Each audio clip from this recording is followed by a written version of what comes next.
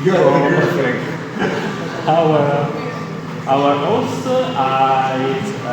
Good afternoon, everybody. Thank you, Alessandro, for your invitation. I'm very happy to be here to discuss with you, to listen to your speeches, and to discuss with you about these very interesting topics. I'm not a geopolitics, but I'm more in the field of history of cartography, but it's very useful to learn something more, and I'm very happy thank you to be here, and thank you to invite me. So we start the session number 2 with the first intervention by Djoeke van Netten from the University of Amsterdam. She's an associate professor. She is expert about early modern history on the Dutch Republic and in worldwide connection.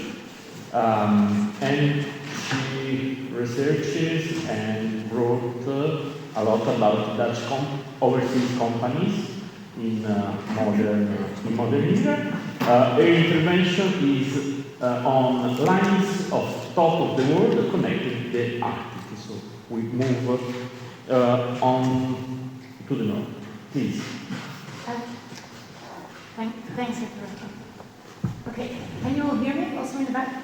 Just wait, it's okay. And is this better? Yeah. Okay. Just let me know if it isn't, or let me know if I speak too fast, which I always do, or if something's not clear. I'm sort of used to speak to historians and history students, or geography. This is very exciting to speak geographers and also a bit scary. But do come with your questions, remarks, whatever. And Alessandro and others, really thanks so much for inviting me to this place. I think it's aesthetically, and it's also about content and about people, one of the best places I've ever had a conference. So really, thanks.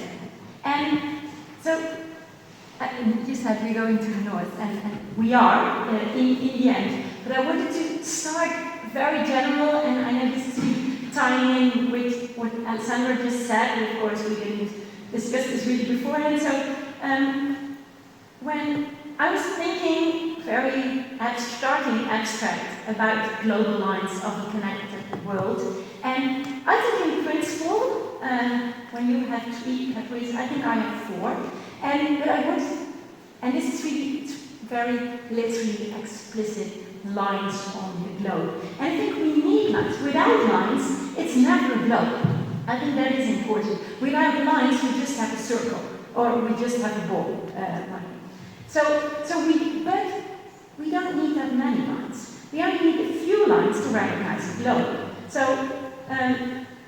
these lines is immediately a globe. So they can be straight lines, that is straight on the surface of the Earth. So actually it's a curved line, but it's a constant direction. It's a geometrical grid, and this is tying in with your point about geometry, and it's tying in about what Enrique said about science and latitude, longitude, etc. Or the lines can be not straight but winding, forming continents, forming islands, dividing land and water. And curiously, this also works when we don't really recognize the world map as such. We just need land and water, and then it's immediately a globe. I think this is the most important border. So the first type is not actually present on the world, but on the mathematical projection, as we've seen. The second type, in a way, does exist. It's called coastline. But we have to be aware that in reality, the line between land and water is constantly shifting due to tides, streams, winds, climate change, natural disasters, and human interventions. So that is important. Think about the lines, water and land. On most globes and world maps since early modern times, that is important to add the early modern times, we see a combination of type 1 and 2. And then, and this is the political lines Alessandro was talking, I would call them border lines between countries. It's more or less like you showed in heuristic department. So in a way, they are most important in current day geopolitics, think border disputes, war front lines, areas of control. And so they just tell us who rules where, and that is important. So this is what border studies is about. Well, actually, I think border studies should also be about the most important border between land and sea, but that's not what they're talking about. A lot of political disputes center on lines like this, be it on the surface of the earth or on the map. And so, as we have seen on early modern globes and world maps, so maps with a very small scale, these lines between countries are not really that prominent or downright absent, or only put on later. Much of these colored lines are not original, they're just put on later at the moment people thought, thinking that it was important. Now we can discuss this later. For now, I just want to have shared this observation. The fourth type, already talked about, and you will see much of it more in my talk, is journey lines or trails, illustrating a voyage undertaken at some point in time. This is movement represented by a cartographical line. And there's much more to say, but I also want to refer, as Sandra did, as the work of Sarah Caputo and Giordano Din, who both claim that this type of line, so the track line, emerged in the 15th or the early 16th century, and it needs to be associated with the European Renaissance and the so-called Age of Discovery, quote-unquote, and imperialism. And that this track line ties in with imperialism is important for the story that follows. I am aware that there are many other lines on maps, think rivers and roads, and for the moment I deem these of secondary importance on a global scale. Of great importance, but I'm not sure if they count as global lines for today, is the frame of the map. So the circles and the rectangles that actually contain our world, or certain parts of the world, have an enormous influence. They literally frame how we see the world, so they frame our world view. Also important, but also possibly not lines in the way you mean here, is lettering. Naming is also framing, and naming is claiming. Let's keep that in mind. And together, all those lines on the map, especially the world map, convey a narrative. Every map tells its own story. And now I want to really zoom in on one map and tell a story. And this is also from the very general to the very personal and particular. Earlier this year, I spent a few days in the map room of the New York Public Library. By coincidence, I was actually looking for maps of the North Pole. So, as I said, you have to wait a little bit before we actually reach the Arctic. So here, I encountered a curious printed world map, dated anno 98. This is it. I asked the curator for more information, and then he reacted a little bit embarrassed, since all the maps in the folder I was leafing through had shady provenances. It's a whole hodgepodge of maps, literally cut and paste, and it was unclear where they came from, and they were not individually included in the catalog. So actually, we didn't know we had this, and we didn't know where it came from, and okay, I had this. So this is a personal experience, but already we learned something bigger. First, humans can look for one thing and find something else. Second, we tend to tell only the stories that ended in success. This map was easily, so it had nothing on it, but it was easily identified with little help. You can't have enough map curators among your friends. It features in Shirley's priceless The Map of the World, and in its turn, Shirley refers to one paragraph in the volume of the Map Collective. Map Collective Circle, 1960s. The SSA in the 1960s, Shirley in the 1980s, and a much more recent text from the website of the map dealer Larry Ruderman, they more or less provide the same information. This is all I could find about the map, and we learned three things: the name of the maker, some material context, and something on the content, what do we actually see. And probably unnecessary to add for anonymous, 98 means 1598. So then, now I want to continue my talk with unpacking these three things. So producer, context, content. And posing some doubts and question marks wherever I can. So this will form the basis for my argument today, and I hope to tie in with all the brilliant talks before, and ideally also the building talks we hold here later. And it's all work in progress, so please think along. All questions and remarks are very much appreciated. This map, sorry, the map you just saw, I'll show it later again, is said by all those people referring to it, it's said to have been engraved or even published by a guy called Adam Elsheimer. Elsheimer, born in Frankfurt in 1578, is best known as a painter. He also made drawings and prints. I couldn't find any other maps or cartographical output from his end. His monogram is recognizable at the map, so you see, so the world map I show has his monogram in the bottom left corner, nicely pointed at by the female figure representing America. The attribution is probably based, for example, on this etching, featuring a similar monogram. But actually, this is all I have found. So it's not impossible that Elsheimer made this, but in my opinion, it's in no way conclusively proved, since the monogram is all we have. Anyhow, Elsheimer as a draftsman, be it making the original drawing or the engraving or both, makes much more sense than seeing him as the publisher. He definitely is not. Also, he most probably lived in Venice in 1598, while the map is associated with Frankfurt.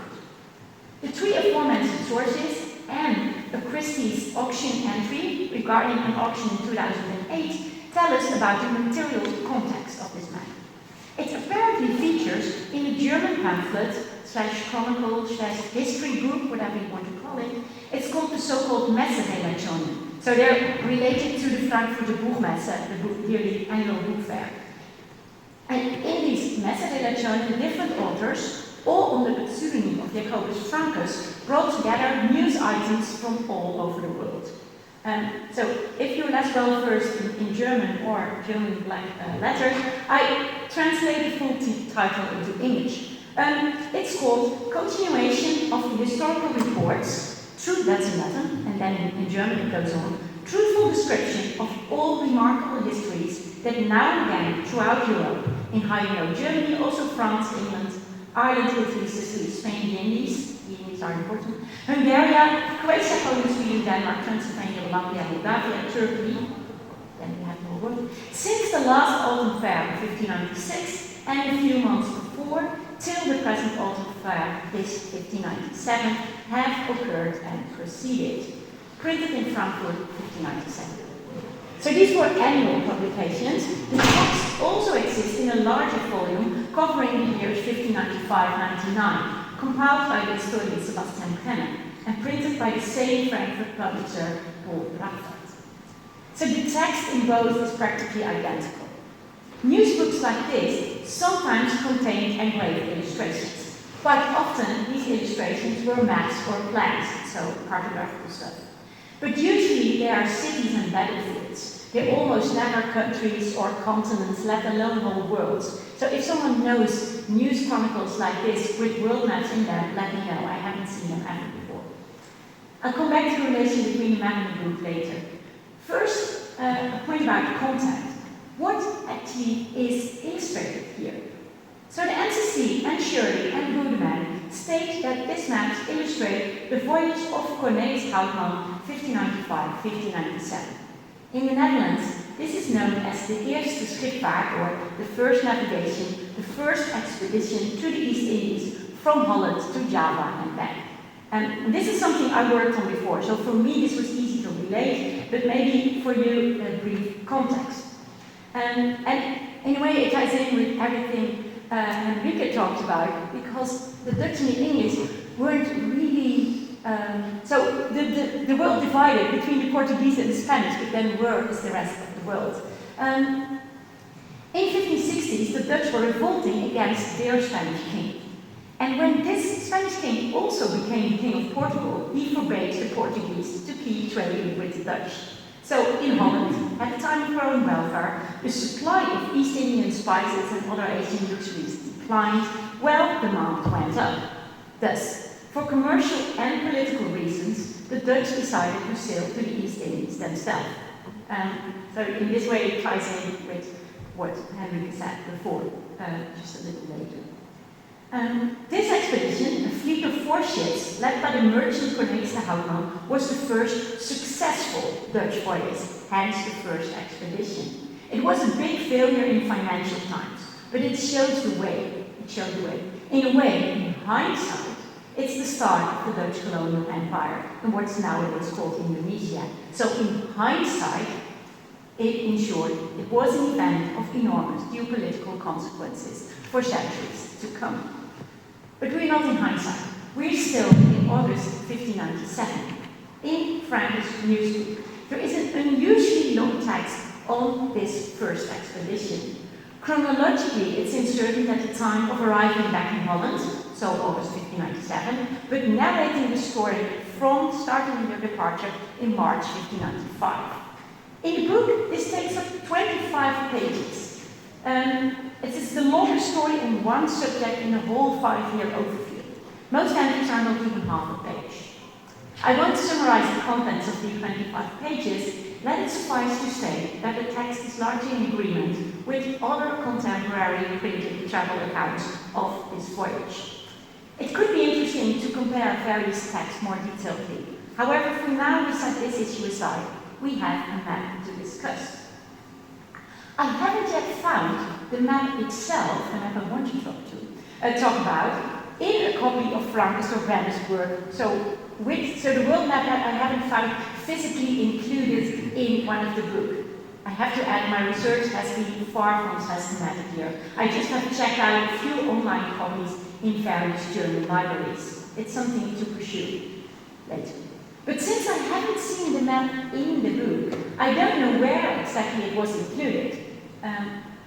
Since engravings and text were never produced on the same press, including was not the task of the printer or the publisher, but of the bookbinder. The map itself does not contain explicit clues like put this between page 558 and 558 and 559. But the text at the very end of the entry, just before concluding that with God's help the voyage was concluded in 29 months, it refers explicitly to a Kupferstück, so an engraving, and the map mentioned a history aus den Stolen method. So this is the intertextuality between the map and the text, or I assume. I think it's not really surprising that most copies of the newsbook miss the map. It probably costs extra to have images included, so some customers opted for the cheaper, less visually attractive version of the book. In other copies, illustrations, in particular maps, will have been extracted at some point in the course of history. They look nice on the wall. It yields more money when sold separately. That's probably how they ended up in New York. Surely marked, what he surely marked this map, the map RR, indicating extremely rare. But then, this is the real important question. Do we see how Hans voyage is illustrated here? There are many reasons to believe the answer is simply no.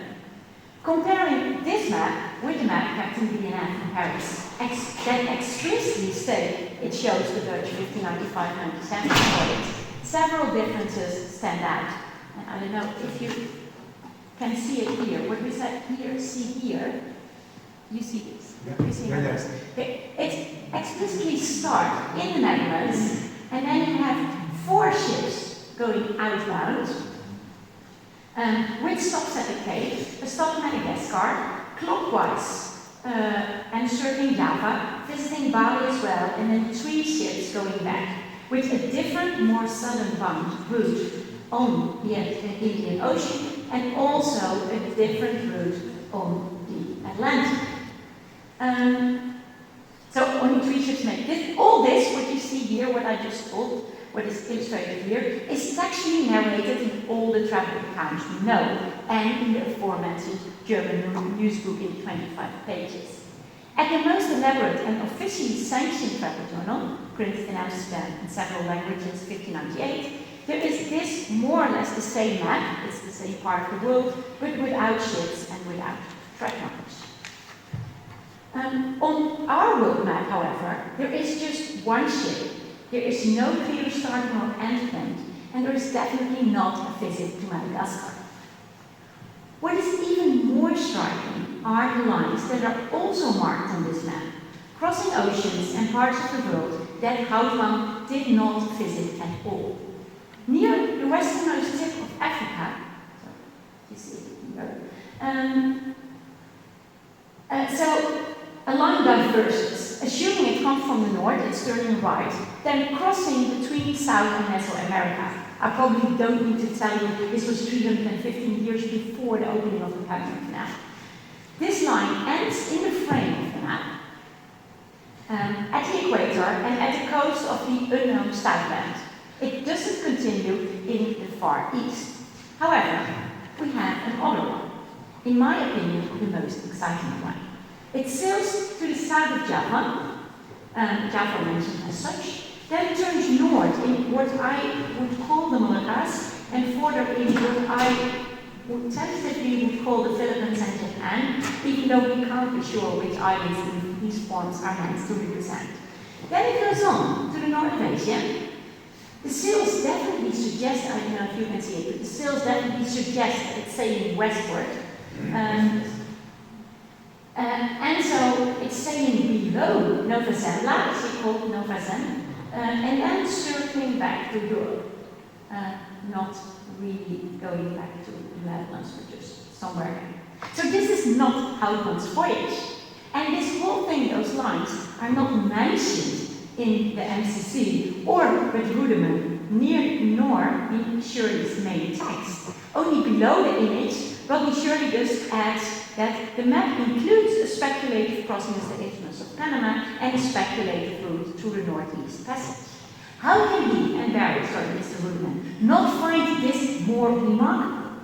As far as I'm concerned, this is the very first map suggesting a navigable Northeast Passage with a track line. So, Alessandro showed us the maps showing the circumnavigations of Magellan and of Drake. And so I wonder, is this also a circumnavigation? For circumnavigation, do you need to cross all meridians?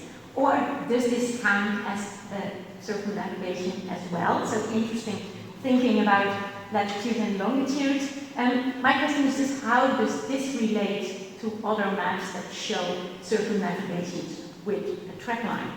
Open question. The only earlier, or actually not earlier, but contemporary map with a track line in the Arctic, as far as I know, but I don't, there's a lot I don't know, is this one.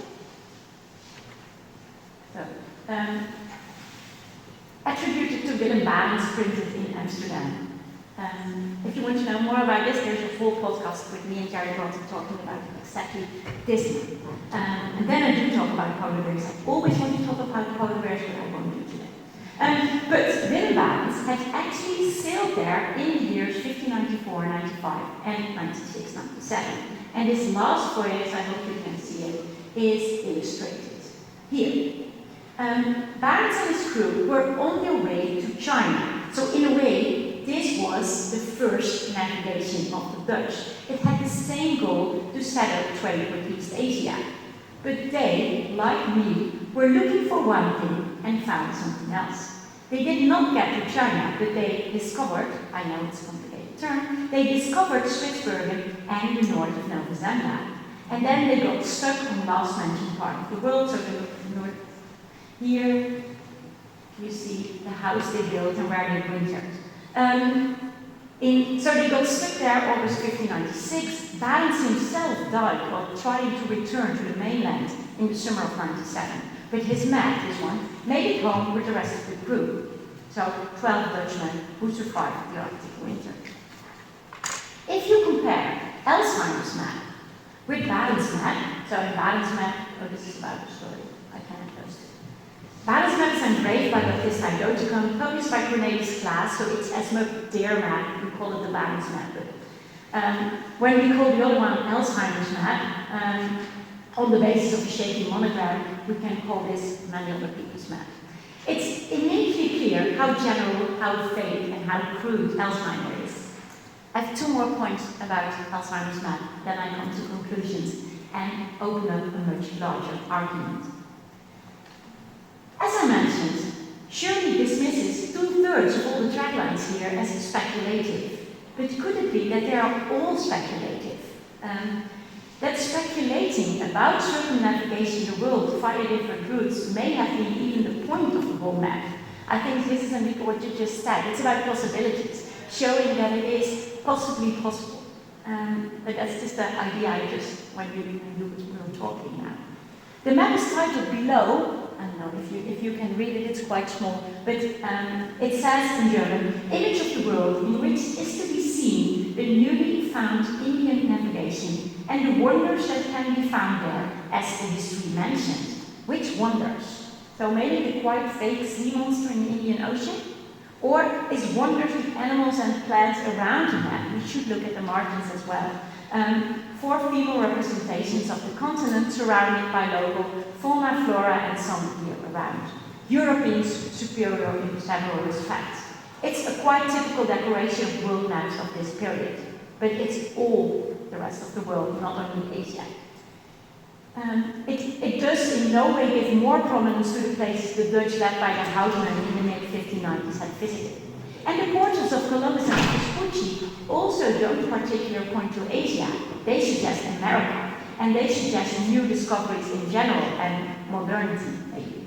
So in Indian navigation, so the Indianische Schifffahrt, can mean sailing eastward as well as westward or northward.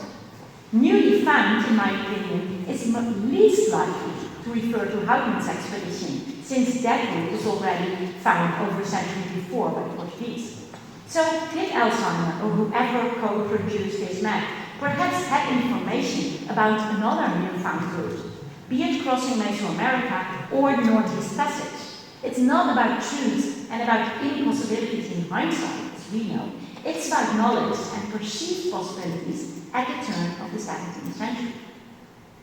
The newsbooks by Francis and Brenner contain other entries on Dutch and also English navigations to the Indies, be it much shorter than the 25 pages on the Houtman's voyage. In Brenner's case, it's in the same volume, so in a way the map could serve to illustrate other stories as well, be it that only the text on the Houtman features a reference explicitly to an engraving, as we have seen. In August 1594, there is a short text on the return of Barent's voyage, on the return of Barent's first voyage to the north, conveying the same positive mood about the feasibility of a northeast passage, as we know from the travel text of this expedition. In April 1595, there is an entry summarized as new navigations to the Indies of the Dutch gegen Mitternacht, so it's towards midnight, meaning to the north, and the English gegen Mittag, so towards midday to the south. I like this way of referring to north and south as midnight and midday. I hadn't encountered that before, but it makes a lot of sense. To me, it's a mystery why there is in this newsbook nothing on the return of the second voyage or on the third voyage by Barents, including the dramatic wintering at all. There must have been rumors, news, also in published form, also in Frankfurt and Outlook. This asks for larger comparison and expanded research, to which I'm looking forward. Hitherto, the literature on Dutch voyages in the 1590s has been almost exclusively nationally focused. German news writers and world map makers have not been included in the story. And I think this is something to pursue. These expeditions not only had international crews, but international resonance and global political consequences, not only between the Dutch and the Spanish and the Portuguese, but also the rest of Europe. I would like to think what you think of the potential here.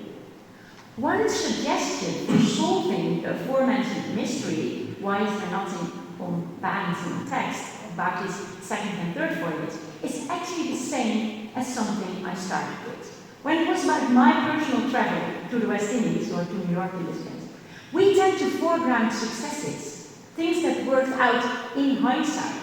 I saw many maps in the NYPL, but this one yielded a good, largely untold, ideally relevant for this conference story. In the same vein, Barents got stuck in the ice. Commercially, he failed even much more than the Houtman. Neither did he find a route to the East Indies.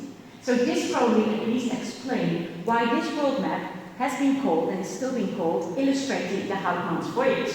Because in hindsight, that was seen as a success, and that proved feasible.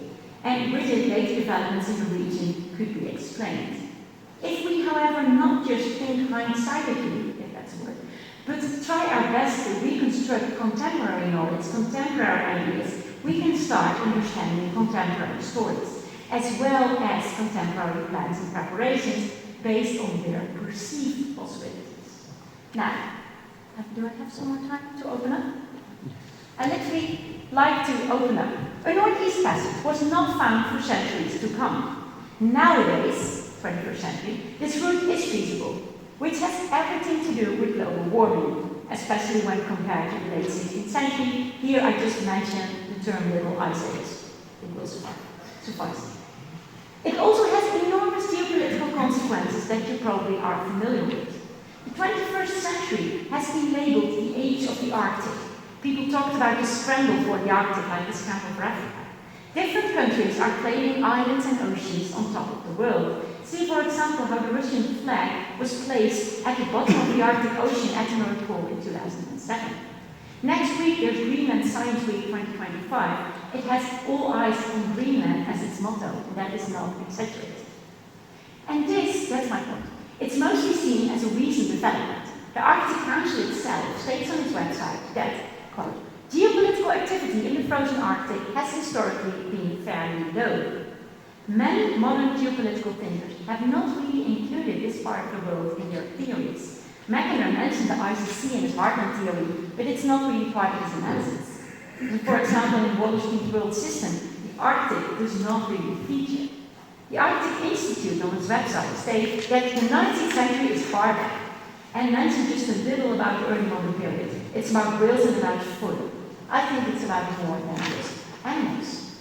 Sometimes the current or the feared scramble for the Arctic is compared with early 20th century explorers like Cook and Peary and the race to be the first man on the North Pole. While fascinating stories, in many ways early modern explorations offer more insightful parallels. Cook, Peary and others in modern times, by foot/airship, planes, cars or snowmobiles, they traveled for adventure and for glory, for national pride. Barents, however, and other 16th century Arctic explorers, mostly English, Cabot, Davis, Patton Jackman, Willie, Fraser, they traveled to secure trade routes, to claim lands, to extract energy in the form of animals and raw materials, and to fight wars or proxy wars. It sounds familiar, isn't it? So on the one hand, I'm advocating to understand early modern issues on early modern terms, grounded in contemporary knowledge systems and knowledge practices. On the other hand, I want to foreground early modern issues when we want to understand modern issues. The age of the Arctic, in some ways, started in the 16th century. So look at the map. From Hudson Bay to the Barents Sea, all those places bear witness to Dutch and English explorers who sailed there 4.5 centuries ago. The fact, for example, that still the Dutch claim to have a say in this area is solely based on Barents travels and the first mapping of Spitsbergen. Consequently, I think this part of the world should become part of Dutch and also English colonial history. It's usually not. But from the late 16th century onwards, these lands and seas were colonized and extracted in ways not unlikely to what happened in the East and West Indies.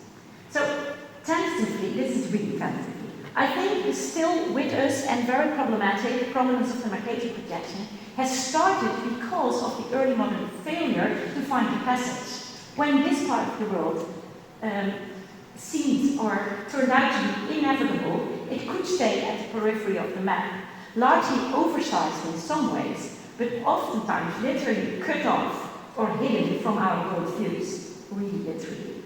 In the mid-17th century, the Arctic, in another way, became a part of the world. In the Blauwe Tas mentioned, Arctica forms the first part. It's considered a continent, like Europe, Africa, Asia, Americas, and the Southland. I think this says something. Even if later atlases have not followed this, I think I should find out if it was only Blau or who copied it till when, that the Arctic is a continent. Last week, it literally happened, I met a real nowadays Arctic explorer, Felicita Eston. She called it impossible to map the Arctic. She skied there, which is quite wrong.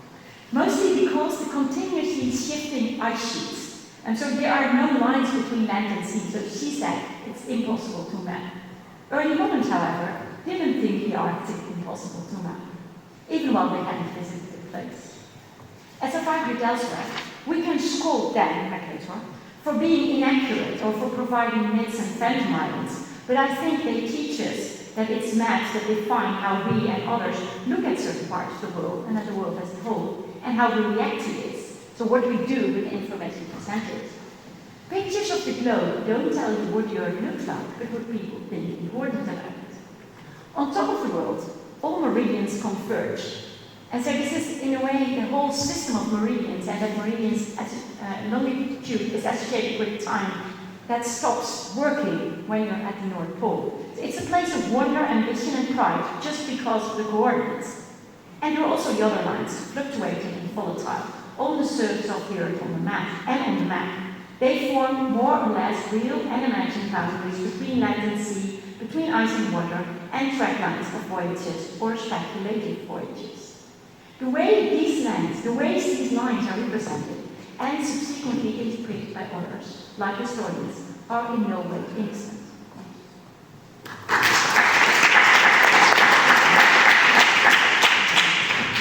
So thank you for your intervention, your suggestion.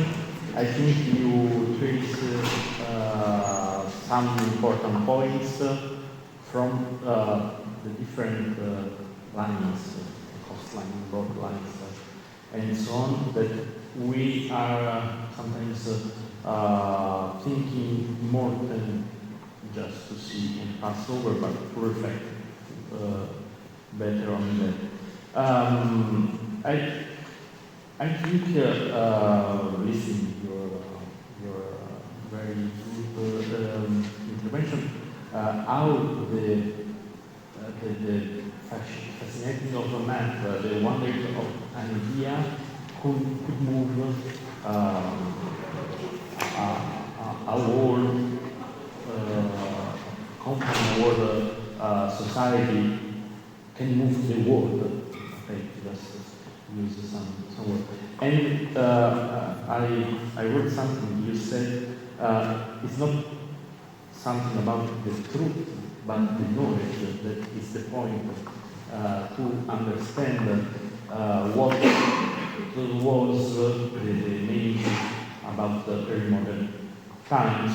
And last, when I will open to the audience, I think that you highlight very, very well how early modern geopolitics, early modern terms, issues could reflect on modern, on contemporary geopolitics and on contemporary issues, as you said, you showed.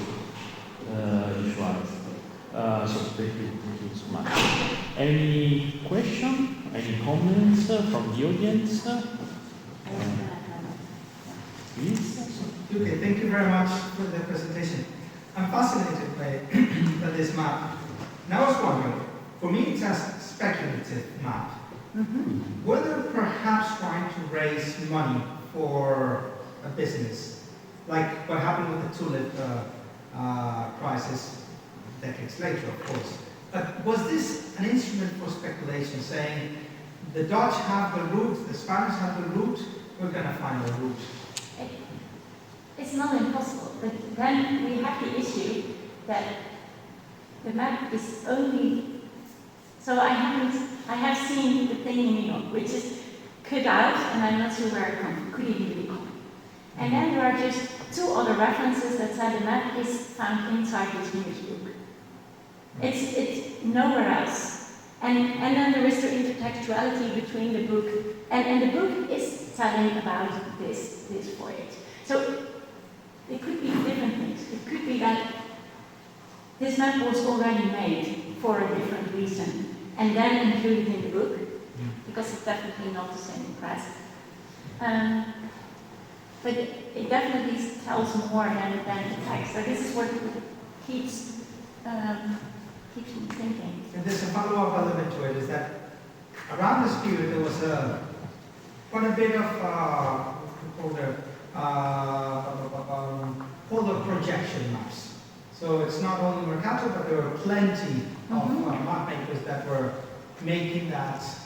It's like there was a fantasy for the Arctic, right? How would you contextualize that within that wider phenomenon? I think that's already something that happens in the early 16th century, that there are maps with not per se polar projections, but different projections, like you have the double corniform. Yeah. with double hearts.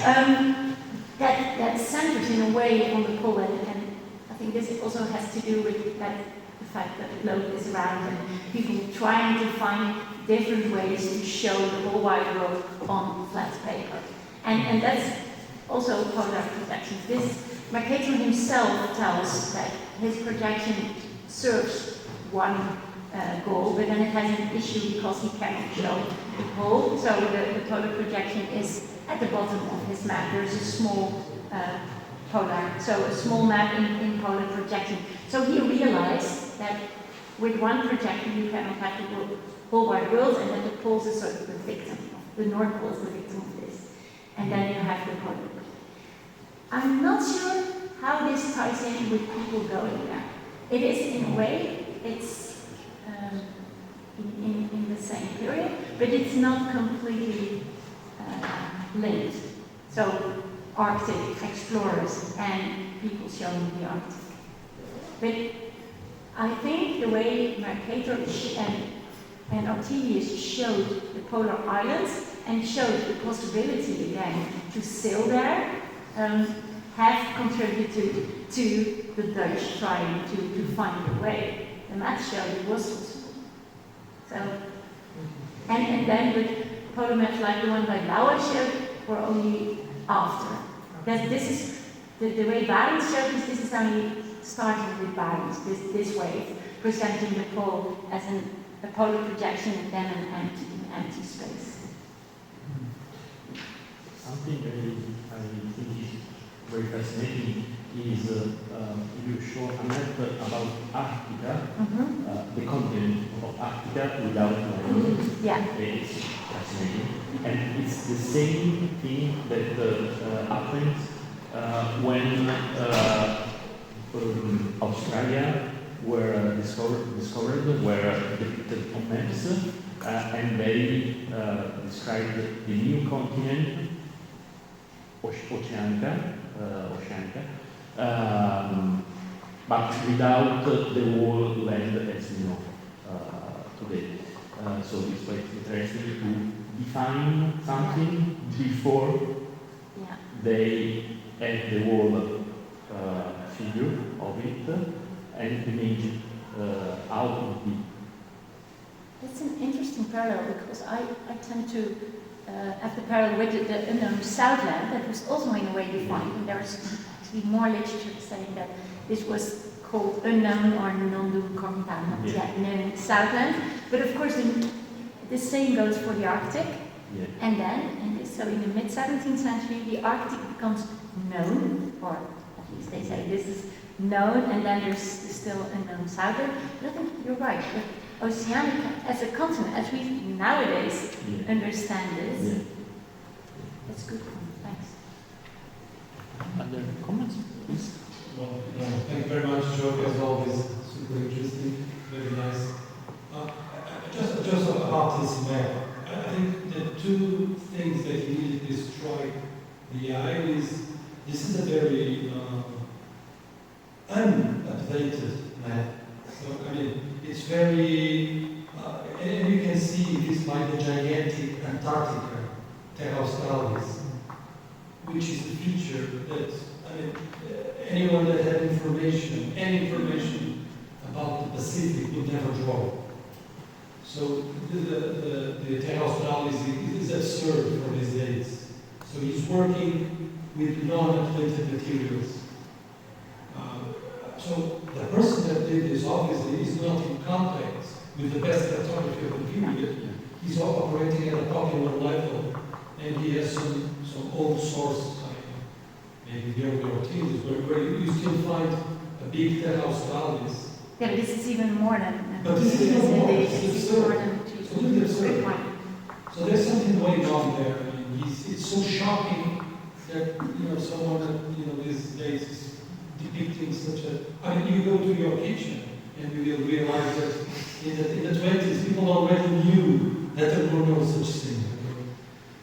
But the other thing is that I think that the British had made so many attempts for the Northern Passage. There was so many news, so many discussions. Yeah. Don't you find it plausible that at a certain point someone said, oh, it was made, it is possible? Because there were so many attempts. Yes. Of people. And Yeah. there keep on cropping up these stories that people did it. Did Till, it? yeah. Yes. So that could be. I'm not so sure about the late 16th century, but there are stories of, and once they're also called Indians, which can be everything for, that there were Indians in canoes that came from China or something to Norway. So this is the story. But then even till the late 17th century, there are people like Joseph Moxon that tell about that they went to Amsterdam and they went drinking beer. Yes. What else did you do in Amsterdam? And they heard people talking about that they had made the voyage over the North Pole from Japan. So these stories keep on. Keep on going. Yeah, keep on. This is my point. The context here could help us because it was. I mean, we sort of lost this with the passage of time. But I mean, when you look to the sources, they're continuously talking about the Northern Passage, another attempt at the Northern Passage. Even good scientists were working on this problem. Is it possible to make a Northern Passage? So you think it's not speculative in a way? We should not call it speculative. We should call it. This is just what people think that happened. Yeah, some people were talking about this.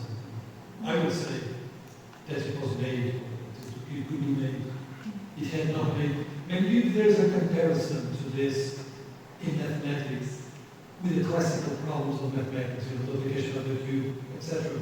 Those are impossible problems. But so many attempts were made along the centuries that at each epoch you find someone saying that he did it, I did it. And even after it was proven that it was impossible, there are still some slightly deranged people that said, oh, I did it, I was able to do it. Yeah. So when you have a very, very, very, very difficult problems attempted many, many, many times, I think it's impossible to contain the fact that someone starts saying, oh, But actually, I don't know any sources of people say I did it. It's just They people needed say one. I heard someone who did they it. needed what? How I had. They never say me. They always say Oh, I heard someone who did this. Absolutely. So this it is another step. Thanks. I think this is a good point to try to understand the great difference about planisphère world map from 16th and 17th century and the 19th century, where the authors, the publisher, always said that this is the most affordable map with collected data, because it's very important to let know to the viewer, that map is the most accurate, the most updated, and it's quite interesting about the production of map. This difference from early modern and late modern could be a point of reflection about the map, not about the semantic issues. Thank you. Other Alessandro. Thank you, Djoeke. It has been very interesting. There is another path of possible reflection. I just want to open it to you. That is about the allegories of the continents around this map. Because they remind me of the large planisphere in the Palazzo Farnese in Caprarola, in which around the planisphere there are some allegories of the four continents that are very similar to these ones, in a different position, but very similar. There is another interesting element about the true portraits of Columbus and Vespucci that are also present in Caprarola. In Caprarola there are also other portraits of Marco Polo, of Hernán Cortés, what else? I forgot the fifth, but it's a very interesting element to reason about the contacts between the author and the Italian context.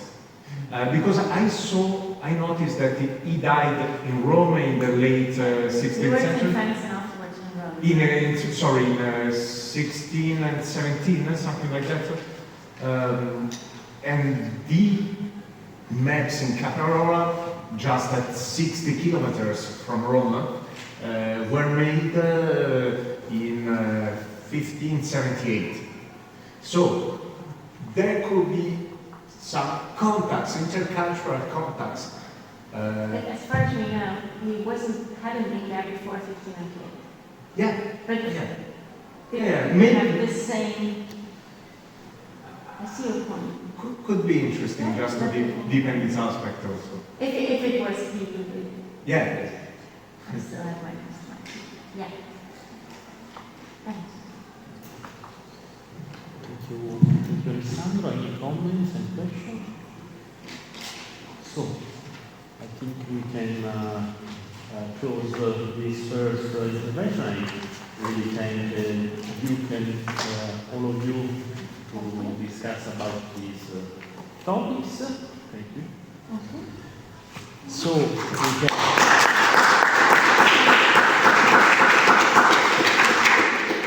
we can go ahead. Yes.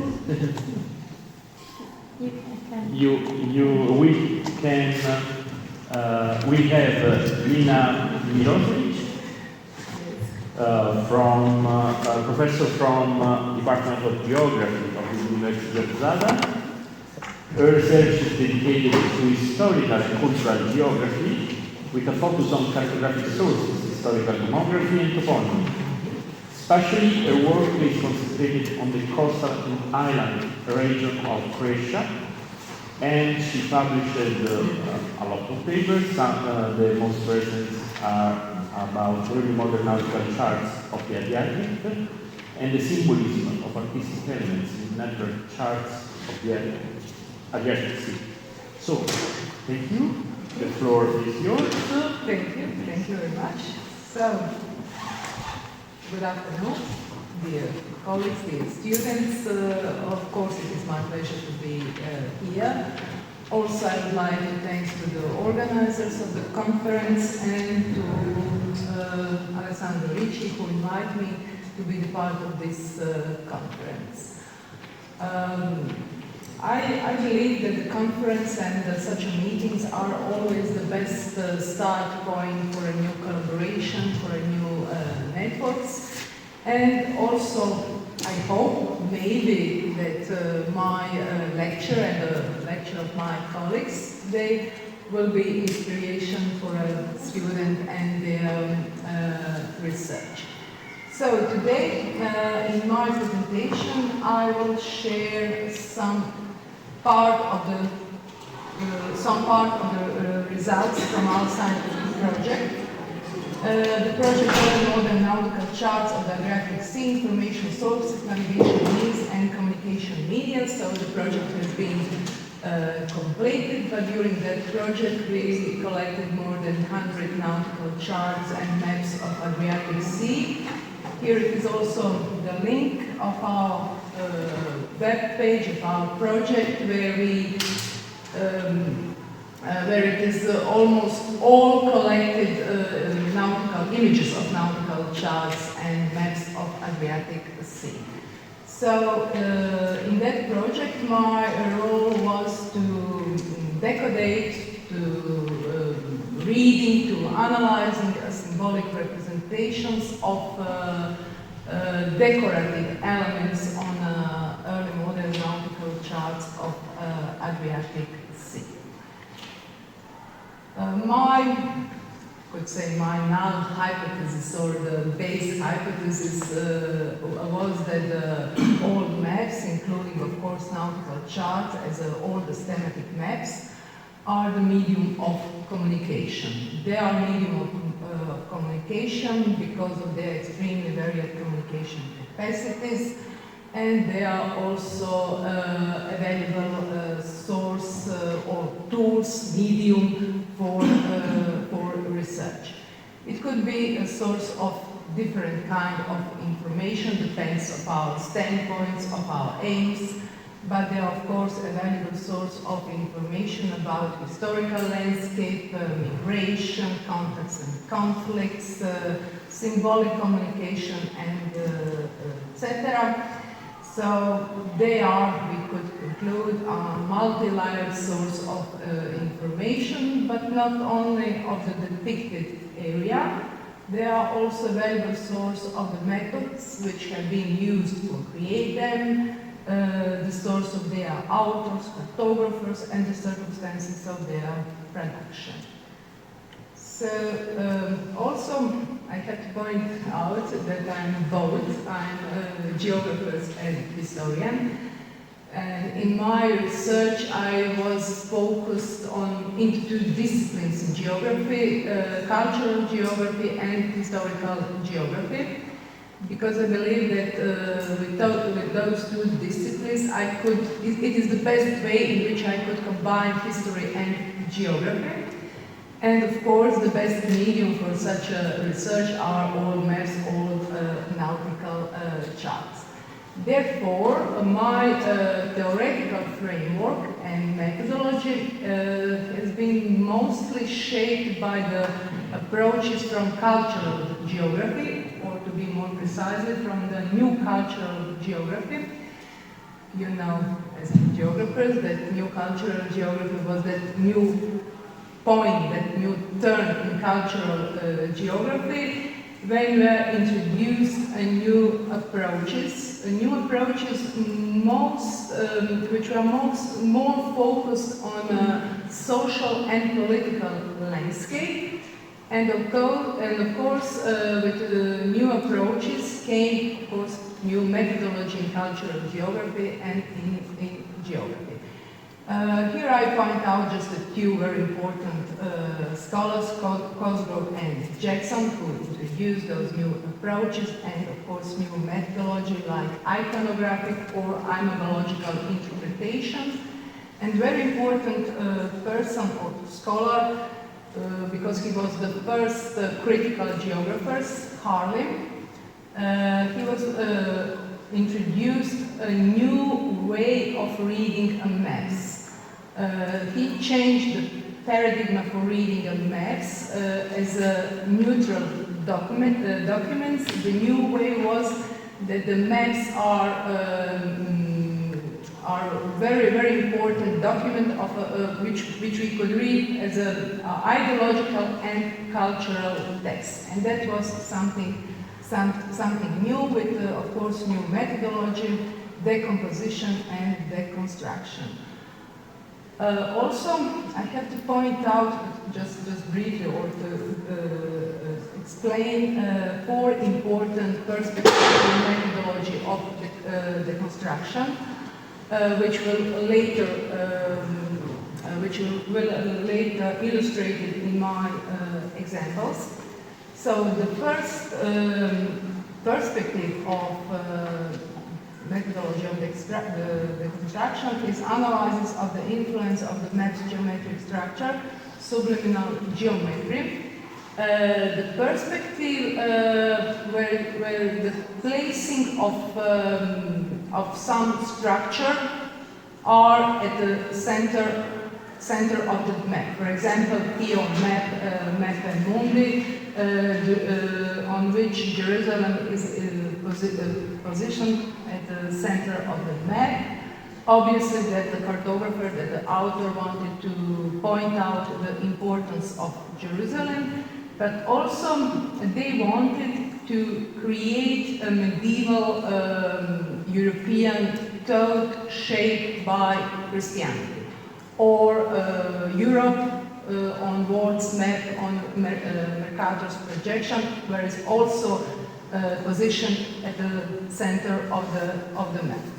The next perspective is omitted or misrepresented content, when the author, cartographer, intentionally left silent on a content on the map, or when they change some content, for example, geographical name. Venetian cartographers, they changed the name of Adriatic Sea as Golfo di Venezia. The third perspective is hierarchy analysis. With that perspective, it is when we analyzing size and shapes of some structure or elements on a map. For example, when the author intentionally marked some structure like a church, a castle, in enlarged form because he wanted to point out some structure. And the last one is analysis of the rhetoric or decorative elements, when the cartographers with the decorative elements wanted to send some political, religious, or ideological influence. All four perspectives will be illustrated in my example of nautical charts. So as I mentioned, my research framework was shaped by the approaches from cultural geography. In this research, the aim of my research was to evaluate, to decode the communicative capacity of decorative elements on early modern nautical charts of Adriatic Sea, on the medium where, of course, the nautical, selected examples of nautical charts, mostly from Venetian province, but also from other provinces. The methodology was from cultural geography, iconographic or imagological interpretation, decomposition, deconstruction, and I was focused on images of pattern sense, landscape designs, representation of people, compass roses, images of sailing ship, and etc. Before I start with my examples, also I have to point out several important facts about production of nautical charts. As we know, the earliest navigational aids are periploy. In Middle Age were portolan charts, and both periploy and portolan charts have been used for practical purpose, have been used for navigation. In early modern period, we have early modern nautical charts, but only a small number of them have been actually used for navigation, have been used in practical purpose. The most of them have been used in different purposes, mostly in economic, political, or academic purpose. Also with growing purposes on a nautical chart, that increases decorative elements on nautical charts and, of course, the production of nautical charts. Because the cartographers, they wanted to be attractive. They wanted to attract new customers, new users, but they also wanted to attract patrons. Patrons were very important because they supported new routes, a new expedition. And because of purposes of nautical charts and all creative, decorative elements, scholars Stengel classify them as decorative charts. Also, in production, it is important to know that the cartographers, they were compilers. They often borrowed from each other templates.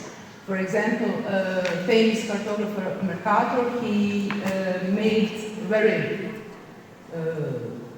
good map of Croatian territory, but he made a mistake because he used templates of different cartographers.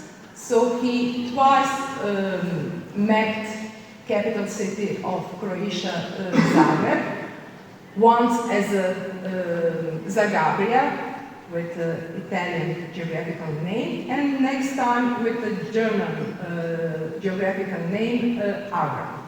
Obviously, that he borrowed from that he borrowed the templates from Austrian, Germans, and of course Venetians cartographer. Also, very important for understand that decorative elements and the purposes of nautical charts in the 16th and 17th century, the cartographic knowledge was organized and controlled by specific procedures. I mentioned that the most nautical charts have been made for geostrategic and economic, or in combination of both purposes. And because of that, they became very important medium of communication. They became an instrument of power because they, as a medium, served state interests, and they also became a medium of conceptual basis for planning and taking action, and for territorial control and projecting power over space. And in political context at that time, in global context, that was early modern period with the New World discoveries, transatlantic navigation. In European context or regional context, Adriatic Sea had a geostrategic position between cross and crescent because from the 15th century on the east part of Croatian territory on the Adriatic Sea governed the Venetian Republic. The north and west part was a part of Habsburg monarchy, and the situation started to be complicated when the Ottomans came and conquered east part of Croatia and whole hinterland of Adriatic, almost whole hinterland of Adriatic Sea. In such a political circumstances, the hinterland of Adriatic Sea became a border between three empires, and of course that such political circumstances has been reflected on nautical chart, on cartographic material. So the Venetians governed on the East Adriatic coast from the 15th until 18th century. It was Venetians' possession or sea possession, Stato de Mar. And of course, we know that Venice was a very important political and commercial center, which economy depends on maritime trade, and so they had a need to depict the Adriatic Sea, because the Adriatic Sea was a very important route for Venice. It was the bridge between West Europe and East Mediterranean. And of course, the most important maps are from Venetian province. And a very important cartographer was Vincenzo Maria Coronelli. He was official cartographer, official of Senate, and he made numerous nautical charts and maps of Adriatic Sea.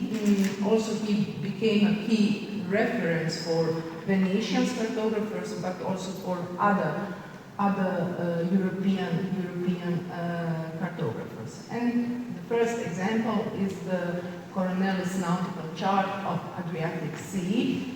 He renamed Adriatic Sea as Golfo di Venezia. Here it is, Golfo di Venezia, all in which means ex-Adriaticum mare, and that term was adopted of other Venetians and other European cartographers.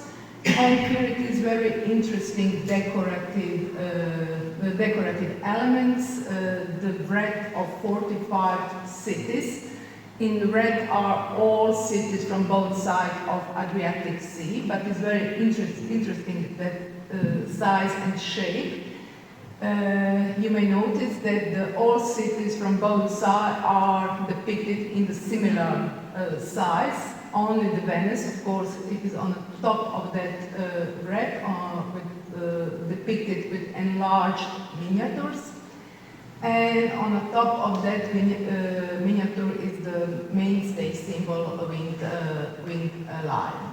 Obviously, that the author, official cartographer, wanted to point out the importance of the Venice over the Adriatic Sea. The next example is also the nautical chart of Coronelli, with very interesting decorative elements. We call them triumphal chariot of Venetian dominance under the Christian protection. So I mentioned that that the situation started to complicate when the Ottomans came in the hinterland, and that the border between Venetian and Ottomans very often fluctuated, depends on conflicts. So the Venetian cartographers, they avoided to depict it at the beginning of conflicts, they avoided to depict the border between Venetian and Ottomans. If they marked the presence of Ottomans, they marked very fluid or further east. After Venetians' Reconquista, after Morean's War, they started to mark more precise the border between Venetians and Ottomans. Of course, when they conquered a new territories, so they start to mark that border more precisely. But because of those conflicts, the religious motives and religious iconography became very important part of Venetian iconography.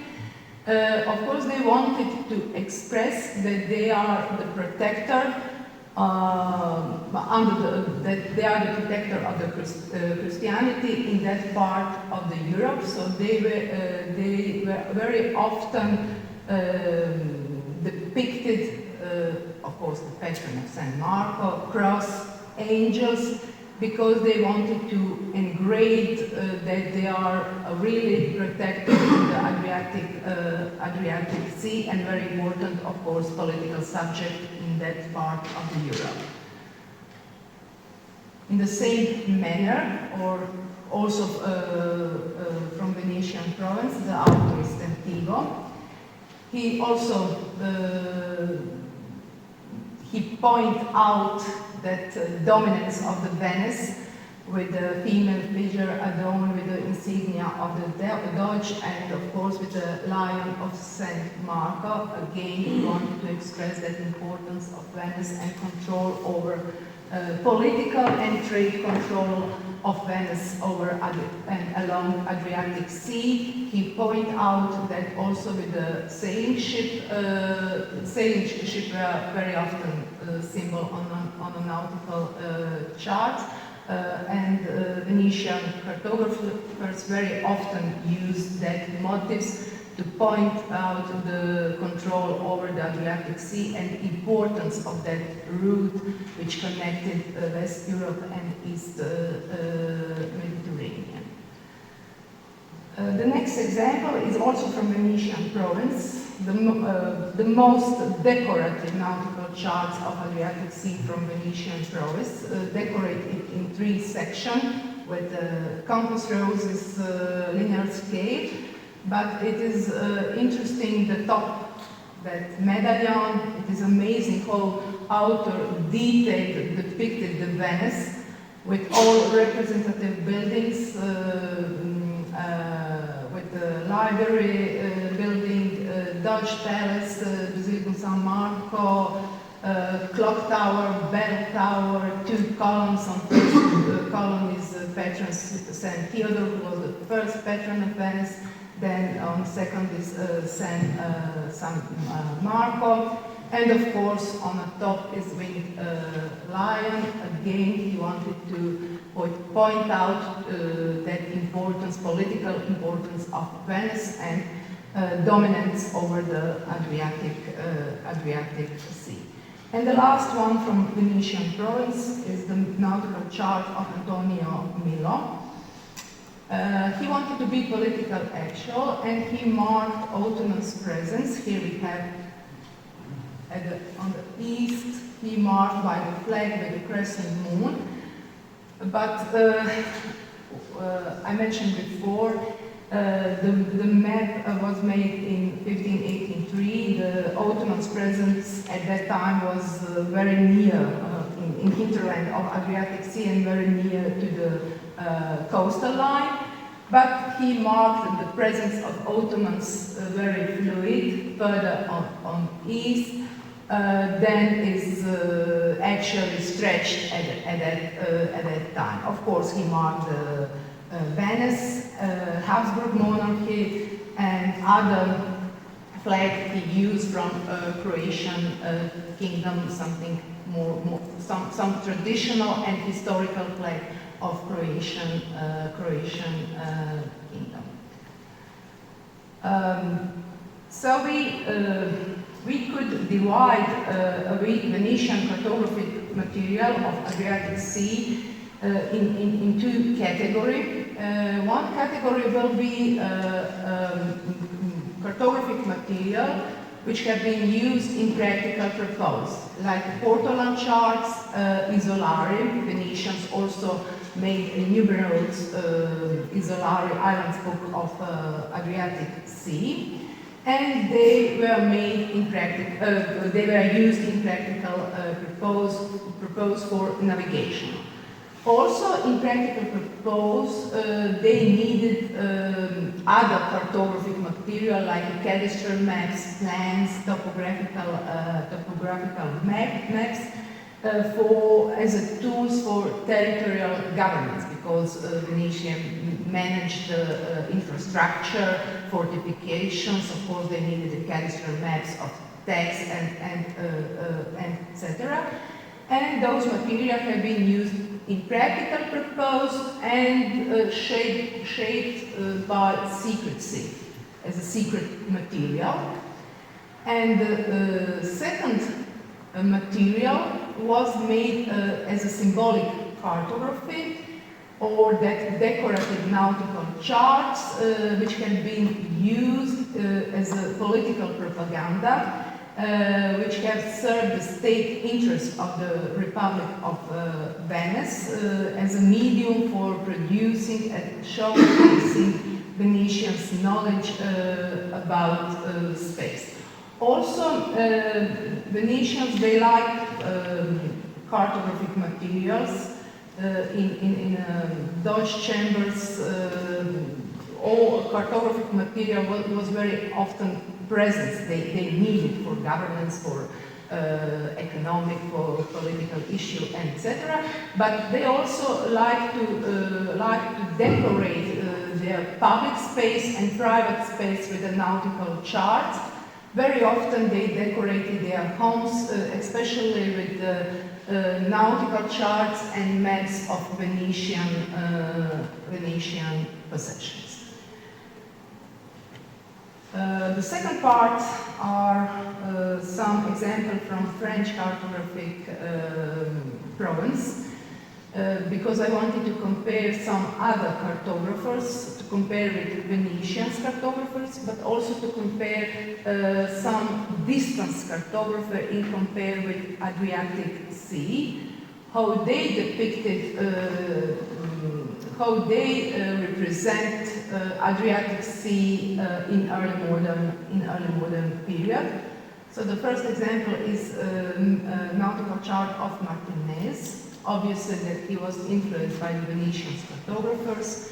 He depicted in a large form Venice, and also he marked the possession of Ottomans, the presence of the Ottomans, but again further east, as actually they were at that time. The next example, it's very interesting decorative nautical charts from the P cartographic school from Normandy, from so-called Ballard Atlas. Ballard Atlas contains 15 nautical charts of a new world, new discovered world, but among them is also nautical chart of Adriatic Sea. It is very interesting how that unknown author, because we don't know author, cartographer, how he depicted Adriatic Sea in two zones, one familiar and unfamiliar, or known and unknown zone. So familiar zone, probably influenced by Venetian cartographers, was the coastal line and Adriatic Sea, because he named all ports, all islands. Also he depicted miniatures on both sides of Adriatic Sea as known territory. And also he marked ships along Adriatic Sea, some trade ships, some warships. But the presence of Ottomans, he also marked, here we have on the east 2 Ottomans. And again, the territory under the rule of Ottomans, that hinterland of Adriatic Sea, he marked as an unknown territory with the forest, with the mountains, and with some exotic animals, I don't think you see, with camellias and deles. And this one, miniatures, this miniature I leave under the question because I'm not sure what the author, why author in this position depicted some cities in enlarged form. Napoli, I'm not sure, because of that I leave under the question. The second example, in the same manner, is also from the P and Normandy cartographic school, from so-called Affine Atlas.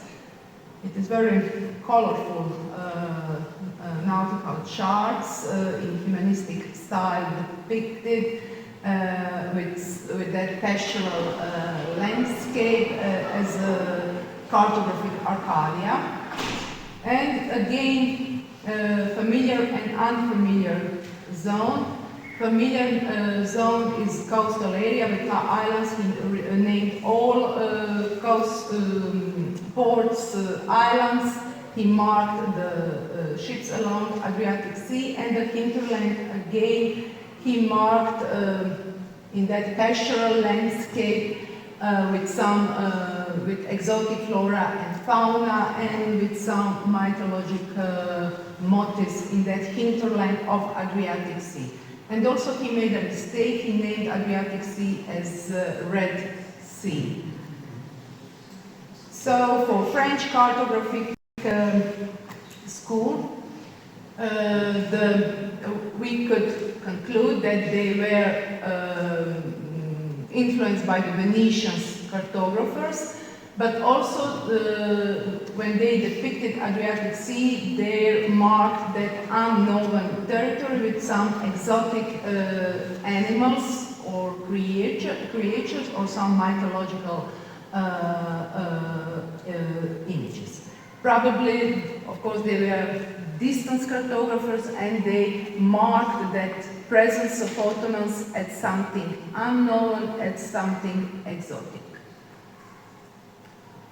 And the last part of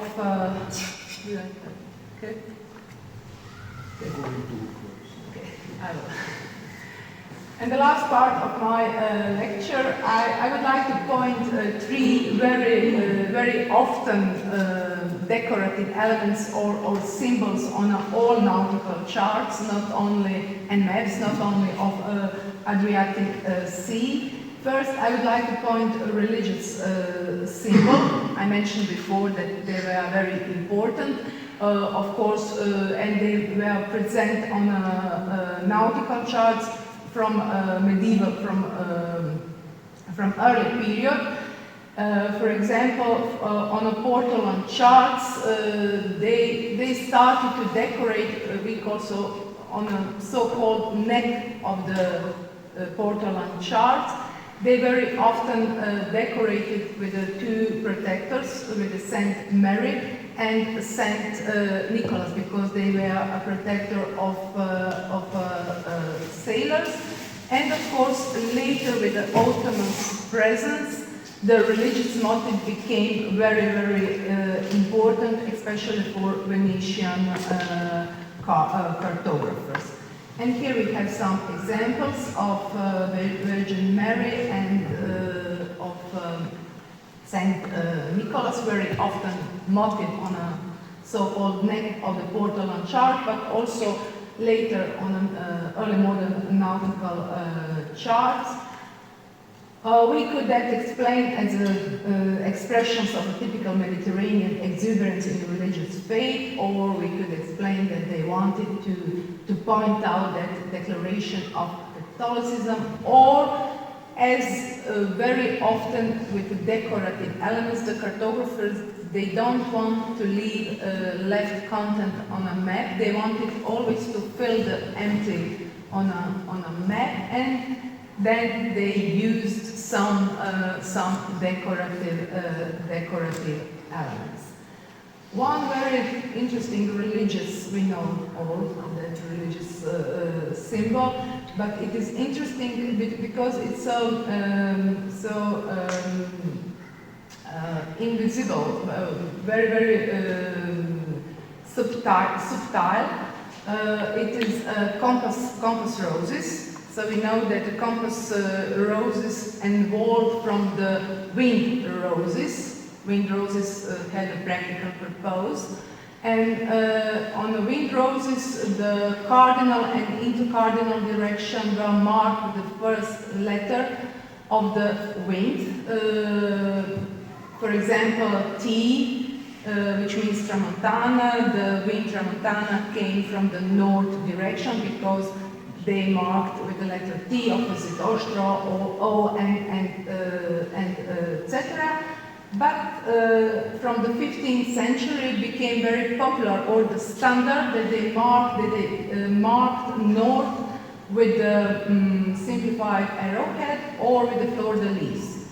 That decorative lily flower, we could find numerous examples. If I go back on my nautical chart, every nautical chart had a numerous example of a fleur-de-lis. Fleur-de-lis is the symbol of Blessed Virgin Mary and Holy Trinity, but it's also the symbol of the French crown. And also they started to mark the east with the cross, because the Jerusalem, it is on the east, and those two decorative elements became integral part of almost all nautical charts. And very interesting example, I found the famous cartographer, Ottoman's cartographer Spiro Reis. He made nautical chart of Adriatic Sea, and he also used a fleur-de-lis for mark the north. Obviously that he made without any Christian connotations or without any original Semitic content. Probably that he borrowed that, or he was influenced by the European cartographers. And as I know, he made that just once in a context of Adriatic Sea. The next very often were sailing ship representations. The sailing ship representation had a long tradition on the maps from Mappa Mundi, from when depicted Noah's Ark. In early modern period became very popular, or also very when they wanted to fill the empty on a map as a decoration, but also indicates as an indicator of the newly discovered routes, or when they wanted to express, to point out political control over sea.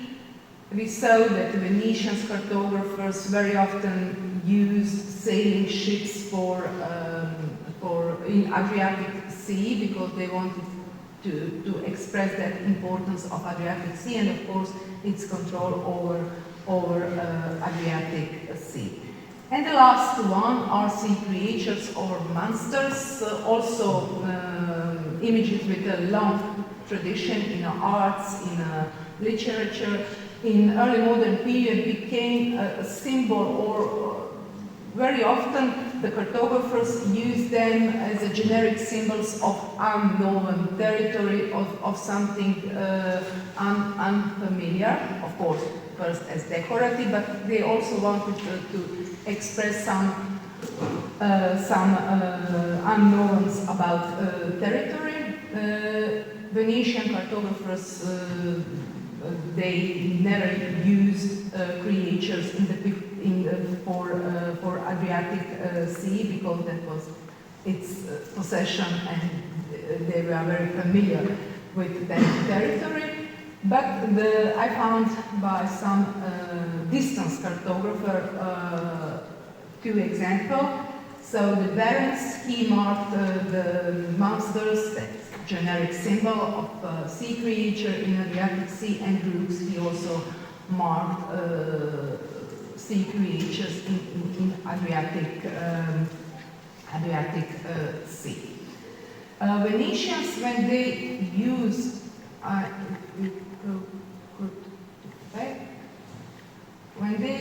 they only used really only for decorative purpose. Here we have on Geopolitics nautical charts when he used dolphins for decorate a linear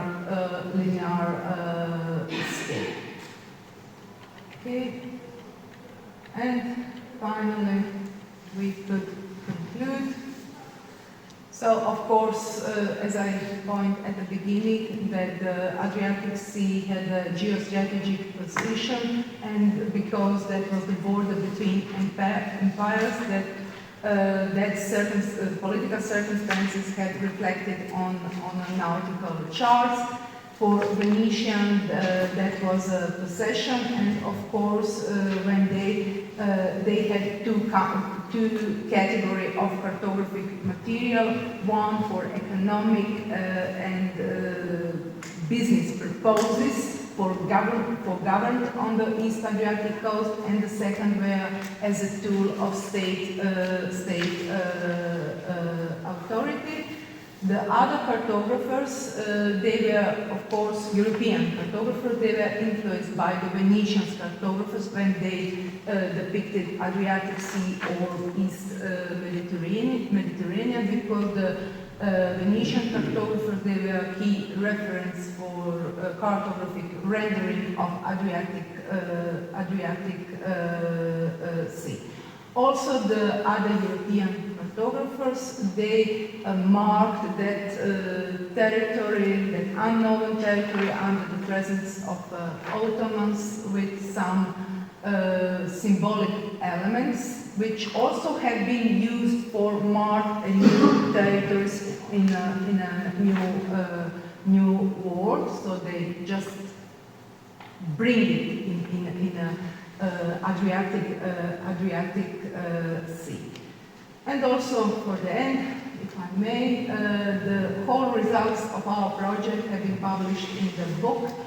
The book is in open access, so everyone who wants to know more about Adriatic Sea, about the production of nautical charts, about technical methods of nautical charts, about decorative elements, etc., are in this book.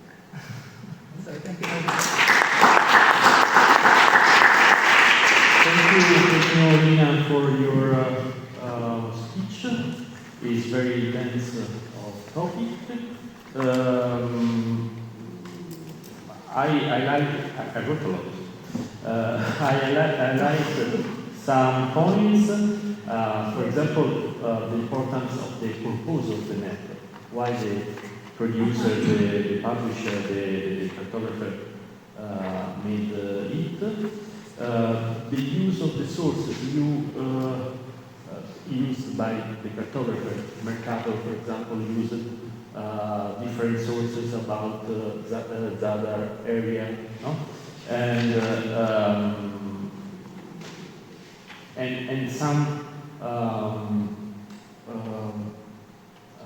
some aesthetic drawings, some points, some graphical issues that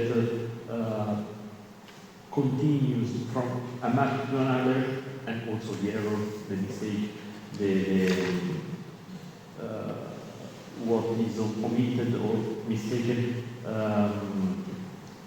continues from a map to another because they copy or they borrow from from one to another, and then in all of the maps you show us the importance of the words of Harley about the map as a text, not just the drawing, the cartographic drawing, but all the parts of the map to create a medium that informs us about something, not just about Adriatic Sea, but about all the issues about it. For example, again, the coastline as border and the coastline, the Croatian coastline, as usual, has changes because the Ottoman Empire, because the regression of the nations, and so on.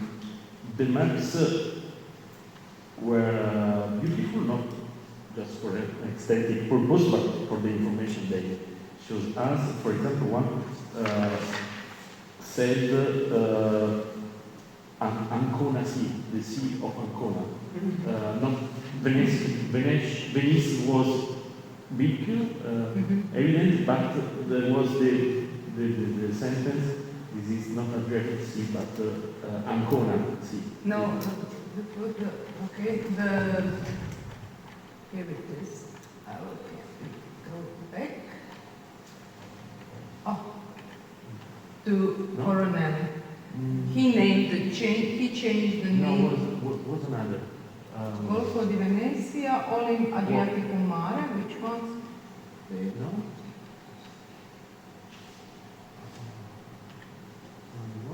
Always is Golfo di Venezia because the term was adopted of other. That one. This one. Mar de Ancona, the Sea of Ancona. Mar de. It's very, very interesting. And and so the usual the images about the whole Adriatic, but you told us about the Isolani, and we could have some more detailed maps for each island, and it's quite interesting. Yes, that is important to know. Of course, that when the Venetian Republic, they know every centimeter of Adriatic Sea. There's no doubt. Yeah. But they, in the chambers of Dodge, of course, they had secret material and material what they wanted to see others. And with that map, probably he wanted, the point of that map was the presence of Ottomans, and that they are here, Venice, Habsburg monarchy, the traditional kingdom of Croatia. He marked all the independent Dubrovnik. Obviously that he wanted, he was not focused on the sea, that he wanted to express that in that part of Europe everything is okay, the Ottomans are further on the east, but they were very near, they were almost under the coast of cities of Adriatic Sea. And that Venetian at the beginning avoided to mark that. Probably, of course, for political situation, they wanted to express the reality of political situation. That was very clever, the Republic. So, any comments, questions from the audience? Alessandro. Thank you very much, Lena. It's been very interesting. I have just two reflections. The first one is about the possible comparison between the symbolic elements in the Catholic context that you showed us from Venice with the contextual, contemporary maps produced, for example, in the Netherlands, in which, not from a Catholic perspective, of course, but from a Protestant point of view, they put some iconic elements pertaining to their confession that are very interesting in my opinion. Also comparing, for example, the ships, the presence of the ships could be, in my opinion, very interesting. I remember some maps produced in the Netherlands during the late 16th centuries, for example, with the writing on the top, God in Jewish, with the pentagram.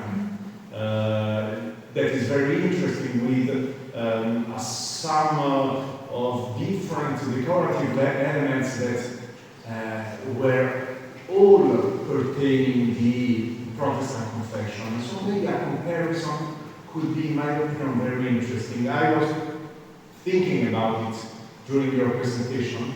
The other element is a sort of connection with present times, in which very often we can observe some very dualistic maps, in which the cartographer perspective from a political point of view is very stressed, just dividing the world into two parts. We have an example from the Israel point of view with the maps showed by Netanyahu in the United Nations General Assembly, with a world that is blessed and a world that is cursed. So there is a very strong conflict between two parts of the world. I was wondering if in the Catholic examples produced in Venice, what was the prevailing element? The conflictual one, for example, with the Ottoman Empire, or it was just a contact perspective between cultures? Was prevailing the conflictual or the contact, more neutral perspective? It's very difficult to say what prevailed. From the beginning of the Venetian Republic, you know, that was very important, that religious and that supported, and always when you create some important, as a state, you want to have some, you find some religious elements that support your idea.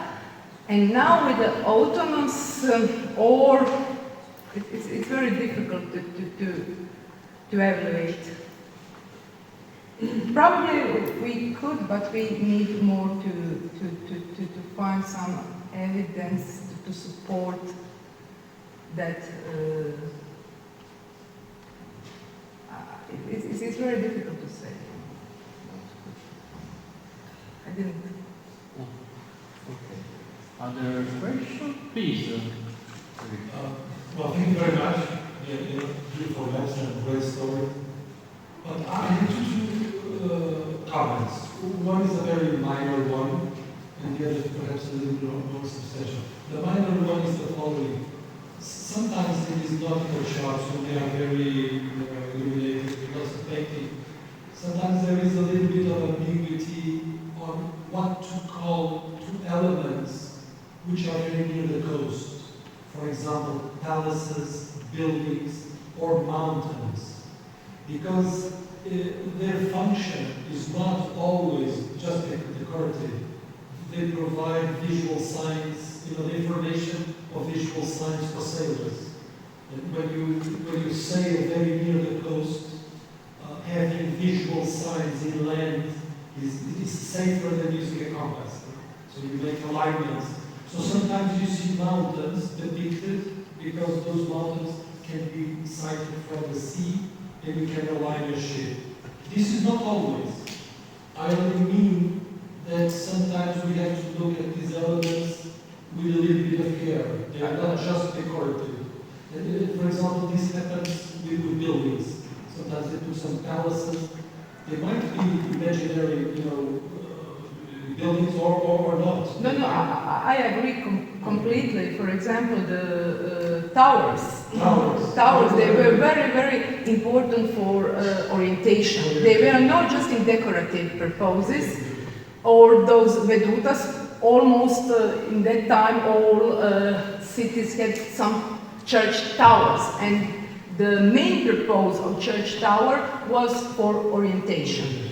So I agree completely, and they had primarily they were here, or that Venetian tower. Venetian tower are not because of decoration. Of course, with the enlarged form, they wanted to point out that. But always the tower was the mark for sailors. So I agree. I forget that to mention it is Today I open everything from all perspectives, and of course when you go just the one story is geographical names and Adriatic Sea. That's just to completely. I open, as I said, I open too much all perspectives as an inspiration maybe for a student, because also you mentioned before, I had one set of maps for my students. The title of that presentation is "How could we lie with the maps?" And we could find from history or from today's, from official websites, we could find numerous examples of lying or creating some different political situation. For example, the Piran Bay, Croatia and Slovenia, we have complete different border in the sea on our official web pages. Okay, this was the minor part. Okay, the second? The second comment, it's an old story. I just wanted to hear you on this. Who makes these things? I mean, this is teamwork, obviously. Do we have, workshops? Can you identify? Can you? I mean, I'm always, after many years, I'm always surprised that we know so much about the production of manuscripts, texts, and so little about the production of maps. I mean, because you see, there were drawers, there were people that laid the coast, there were people that wrote, the names, and the people that applied the gold and the paintings. And just by looking, I say, minimum 5 people worked on that thing. Okay. Maybe Yes. more. And then we put one name, Antonio Milo, and I've tried to research that. Okay. In Croatia, I they were. think this is still, I think this is still an important problem Yes. in history of cartography. We know little about the actual production of these maps. Yes, and that was my idea, but it's very, very difficult to find all the. Okay, we know that we have some very popular cartography school in Venice. Several families were very important who produced nautical charts and maps. In Genoa, in Normandy, the Peace School was also famous and popular cartographic school. So we have such a center of cartographic materials. And how we could find something more? I read some papers when some scholars, they, thanks to the archive documents of, I need a word, in Notar's document, what will be the, on English, that law documents when you... Notarial records? Notarial records, when they, according to them, analyzed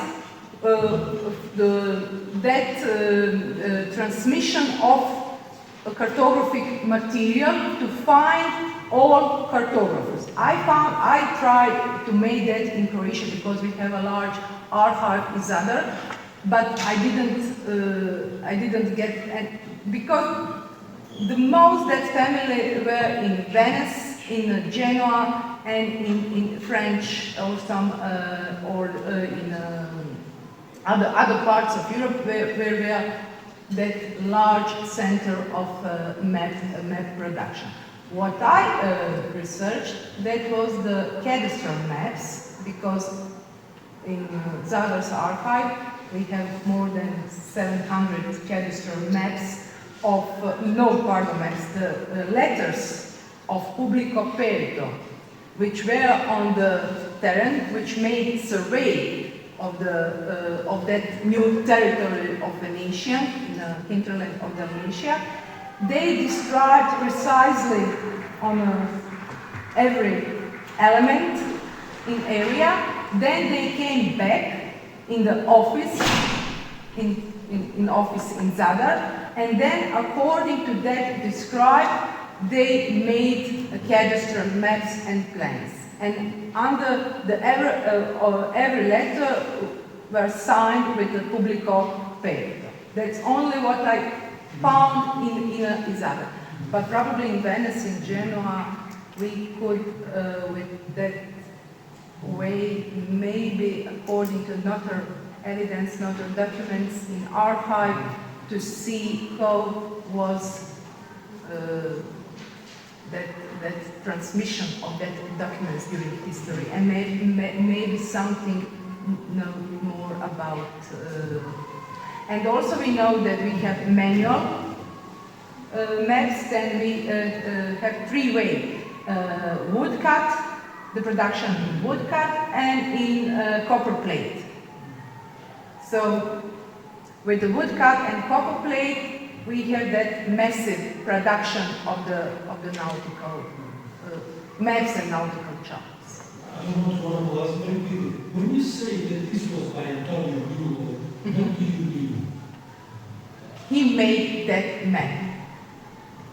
I mean, all of it. Just a minute. What do you mean?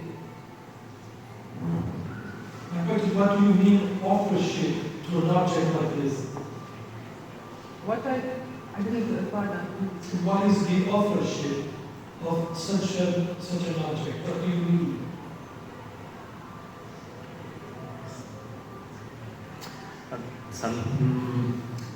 I don't know about this map, but for example, sometimes there were publishers, there were collectors of several maps. For example, La Ferri in Roma, that was a collector of map publisher that has to engravers or drawers to reproduce copy maps that he collected to produce an atlas with maps from an author, another author, anonymous, and so on. And this called, for example, maps from La Ferri, but he didn't draw anything. So, and in some cases, for example, Lena shows us some maps that look like very similar. Probably they there were copies from one to another, and you don't have one author, but you have the same in the same way. Today we see an article. There is the first author, the first author, the most important is the author. But we know there were several persons involved into the production of a map like this. It's just by my experience and not for Adriatic Sea, obviously. Here we are. Here have that web page of our project with some images, not of all, but we have. And what we have collected about every maps, what we know, maybe something wrong. Okay, we try to, by our private base, everything is of course in better resolution because most of them buy it of owners of the maps. And for this proposal, we have such a resolution, but it is also okay.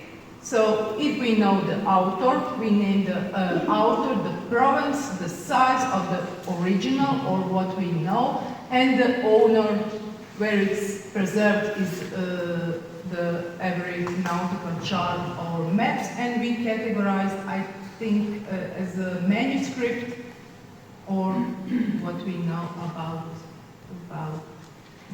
Antonio Milo. This is one. This is on the National Library of Poland.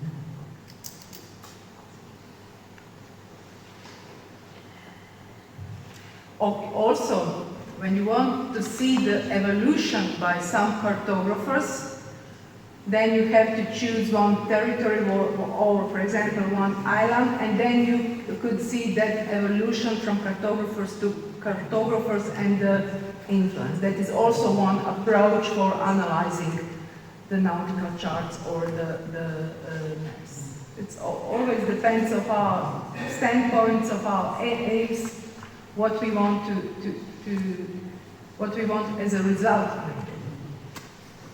For example, also Pirates, he drew it, was here in his collection. Yeah, he was here. He drew the Fleur de Lis. He drew the whole Mediterranean, but he didn't see the whole Mediterranean. He copied and he drew in a new way.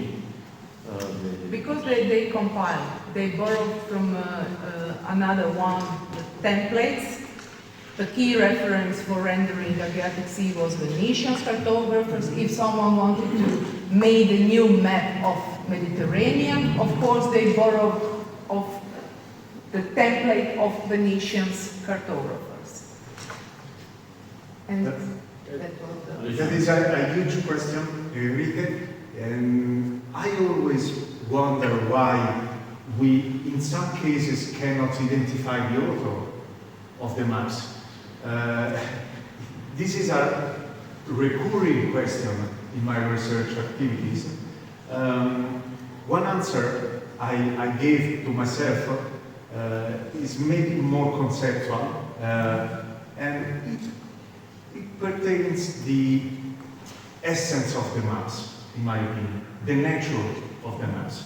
Why maps sometimes don't have the authorship, and for example, portraits or depictions they have. You made the example of the books, but it's the same. Maybe because the maps have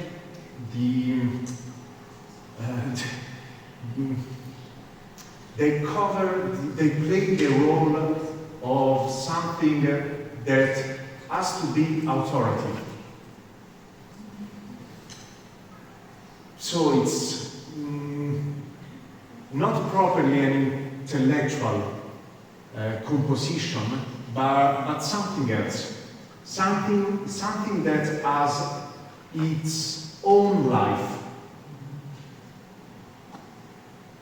But the biographic story of a cartographer, of an author, is very, very interesting.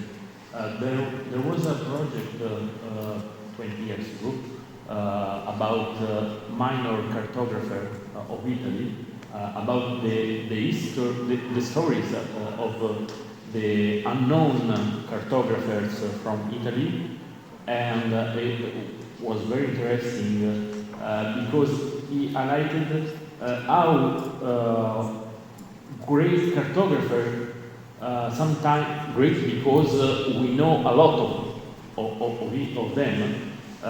Sometimes they just used or collected maps from others, from minor cartographers, or they are minors just because we know few information about them. It's the biographical point. I think is very, very important to understand. Also with the wooden cut and copper plate, when they made the atlases, they want to be attractive. They wanted to attract customers, and that became a business, and they wanted to be attracted with the decorative atlases, or when they made some atlases also for a prince or kingdom, then also try to be attractive, to attract the royal family as a patron for supporting a new expedition. So it's a very we have when we analyze one maps, then we have to know so many details for every maps to understand really. But we are just at the beginning always. Okay, thank you all for the comments, for the discussion. Thank you, Lena, for your very interesting speech. So, here we are, the last intervention before the discussion. Here with me, Angelo Cattaneo from Institute of Mediterranean European History of National Research Council.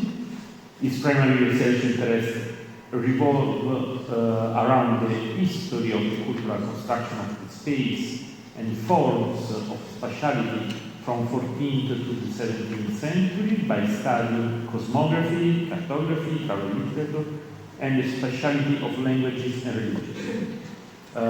He is the author of Translating the World, Mission Portuguese and New Spaces for Connected Languages in the Early Modern Period. And now he will talk to us about lines, points, islands, rethinking connectivity and the construction of colonial spaces in early modernity. And as we see, we will take some points already discussed during the whole day, and I think it will be a very important last intervention. So, Angelo, the floor is yours.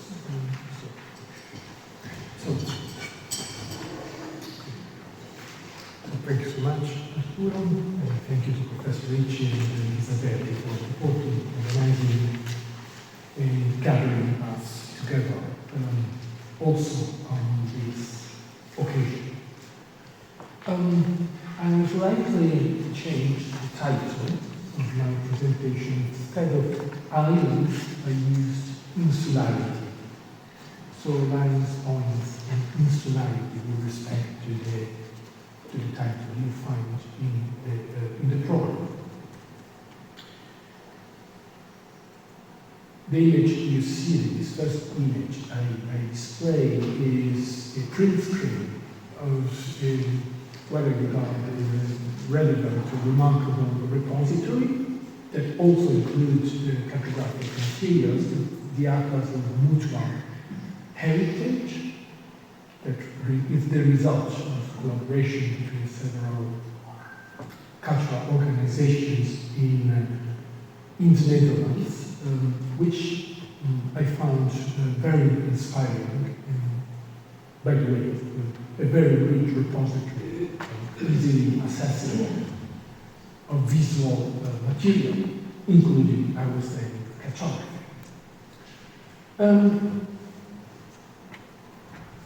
Briefly, in outline, I would like to spend a few words in terms of to somehow frame the theoretical context. I would share some shared, I would say, knowledge and understanding of the epistemology region, between, roughly speaking, 1400 1650. I would then introduce a specific corpus of Dutch maps, known as Carta di Castello, which are held in Florence and were acquired in the Netherlands by the then Prince Cosimo III during one or two consecutive trips to the Netherlands between 1667 and 1670, before he became Grand Duke and then Grand Duke of Tuscany. And then I will try to, after displaying what I would consider a conspicuous cluster of these vistas, topographic views of mostly of port cities and islands, I would like to conceptualize these kind of maps, representations, with respect to the topic that is gathering us together today, so the geopolitics in the early modern world. So, from vision to representation, the visual construction of knowledge. On the basis of Sachiko Kuzukawa's Samuel Edgerton's work and many possible others, between 1400 and 1600, the relationship between vision, representation, and knowledge changed significantly. Europe shifted from a symbolic vision of the world to an optical, empirical, and experimental one. What had once been a mostly theological act of contemplation gradually became an empirical process of observation and construction, intellectual construction. In late medieval culture, to see still meant, this is a bit black and white, over simplistic, and I'm aware of this, but in late medieval culture, to see still meant to know through science. The image referred to a higher theological or cosmic, cosmological order. Painting was still a window onto the soul, not yet onto the world. With Leon Battista Alberti's De Pittura 1435 and the rediscovery and translation into Latin of Ptolemy's geography at the beginning of the 15th century, a new idea emerged. Visual representation became an act of rational knowledge, grounded in proportion, perspective, and geometry. In this context, since the late 13th century and for sure since the early 14th century, marine charts were an exceptional exception with respect to these more, let's say, theological or cosmological views or meditative views of images. The painter, the cartographer, like the architect, constructed vision, organizing the visible world according to both the laws of the mind and empirical observation. Vision became an intellectual human construction. Representation became an instrument of knowledge. In the 15th century, in other words, the introduction of linear perspective, Brunelleschi or Masaccio, Brunelleschi, Alberti, Piero della Francesca, many others, and the rediscovery of Ptolemy's mathematical cartography were more than pictorial or cartographic techniques. They were a new epistemology of seeing, or they imply a new epistemology of seeing. The eye became the center of the world, the observer's viewpoint, order space, and guarantee the truth of the image. To see meant to measure. The image became a theatrum mundi regulated by the human mind, or ordered by the human mind. The central vision made the world more intelligible, yet also artificial, constructive, not immediate. Since the 15th century, visual representation expanded from painting and cartography to anatomy, botany, and mechanics. This is really well known. To know was to draw precisely, or to know was also to know precisely. Renaissance maps translated vision into geographic and political knowledge. Atlases of Naturalia, Gessner, Trovandi, Perato, used images as empirical evidence. The image became proof and document. Vision became direct experience, not merely contemplation.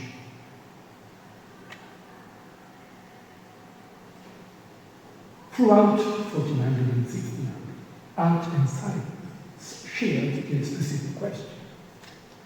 How can what we see be transformed into knowledge? For the artist, Leonardo Dura, somehow within an implicit Neoplatonic epistemology of vision, Drawing was an inquiry into form and the laws of nature. I have some doubts about this expression, laws of nature. But for the naturalist, Altrovandi imperator, the scientific image served as description and visual classification. For the cartographer, the map was a synoptic vision of the world or of part of the world, to represent and to order, understand, and dominate. To see became an act of knowing. To represent became a way of thinking about the world. Between art and science, Renaissance visions founded the idea of knowledge as the visual construction of reality, uniting empiricism, geometry, but still keeping wonder. It was both an intellectual construction and a creative act.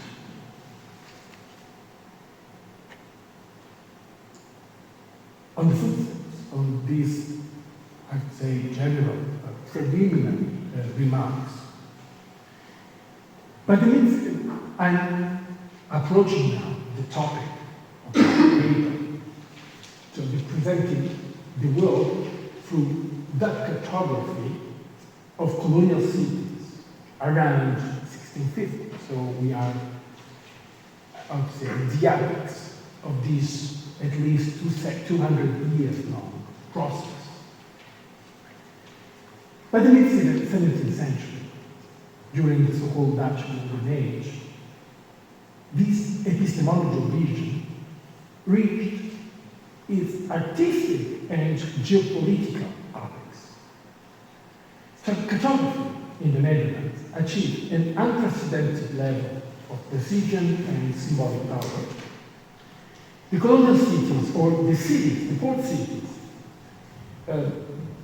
not all the colonial cities, I mean the port cities, as well as islands or territories, conquered or founded by the East and West Dutch India companies, 1602, 1624, if I'm not wrong, with their dates, respective dates of foundation, became the subject of a visual culture that combined topographical accuracy, territorial control, and political celebration or projects, or both. In the next some 40 slides, I would like to share these documents, or a selection of them, that I extracted. You see the small, this is a conceptualization I created together with my colleagues from the University of Groningen, that's at least a colleague, Lena, during a project that ended up in an exhibition catalog and a book that we call The Global Life. Selecting the 82 city views, vistas, topographic plans, maps of islands, marine charts that Cosmo III brought to Venice, acquired and brought to Venice, uniting them to some 16 maps that he bought during his next visit to Portugal, in particular in Lisbon in 1669. The green dots represent the specific places portrayed, depicted, mapped, and acquired in the Netherlands. The orange ones are those represent the documents or the maps acquired in Lisbon. This is the portrait of Cosmo III during depicted when in Devonshire, if I'm not wrong, during one, I think the second trip, and the text that you can more easily read by yourself summarizes the vicissitudes that brought you to acquire the map. Having said this, I'm going to skip all the details about the acquisition itself. I'm just considering this corpus of map as a representative group that is connected to a much larger corpus of similar documents. I will start with the map of the Banda Island. It's a Dutch map. Around 1650, you find all the details if you consult the Global Eye or the Atlas of Mutual Heritage in high resolution, described, measured, etc. On my right and your left, you see georeferentiation, and then you see the actual document that you can expand, etc. This is in area west. I call your attention to, so it's an island, and we approach it now, we are getting closer and closer. Seabed and the process of territorialization for the cultivation of nutmeg. The Banda Island that the Dutch conquered from the Portuguese, it's a more complicated story. And it's a very cruel and violent story. Until the 19th century, we were the single place in the world that produced nutmeg. And nutmeg was, of course, sold in Europe, but mostly in India, in the southern part of India. And the Dutch were attempting to create a kind of monopolism of the production, cultivation production. And you see the process of territorialization and also the measuring of seabeds. And this is another job. This is a kind of pictorial representation. This is 1 meter and 20 centimeters. It's angling. The first so-called capital, that's headquarters of the Dutch East India Company before Batavia was founded. Some 20 years later, this is the map. This is the kind of detail that you can extract through this lettering. So it's extremely detailed. It could be the subject of another seminar. What kind of information you bring inside, what other information you leave outside, the ecological system of the connection between the city and the landscape. But these are topics that I'm not going to tackle today. But I want you to see this kind of material. A map of Macau. According to what I know, it's not complete. It was not complete. Documents are missing. Macau, as you know, was created as a permanent warehouse, Portuguese warehouse, under authorization from the Chinese authority in 1557. The Dutch attempted to conquer Macau in 1621 unsuccessfully. This is Macau. And this is the very famous St. Paul Church.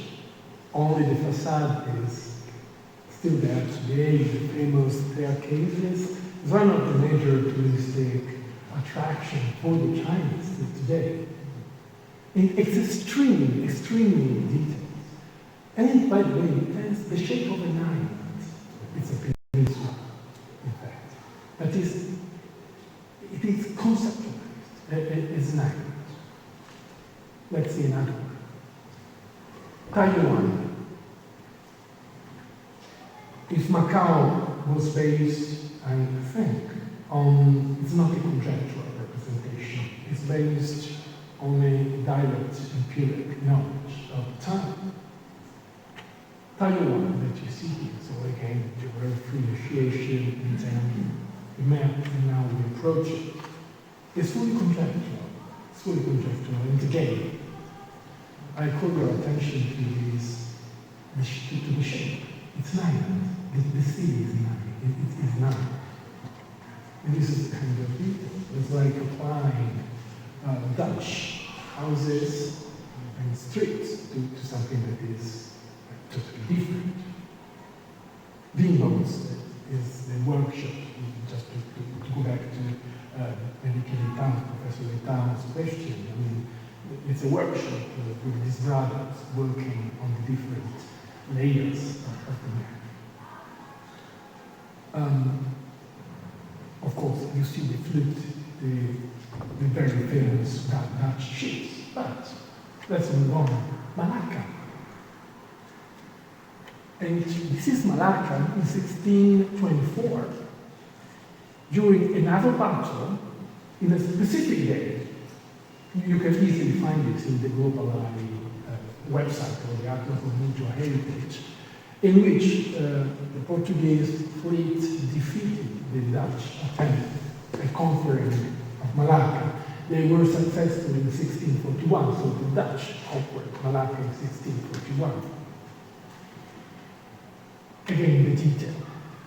The lettering, so the main buildings, by the same, the main colonial buildings.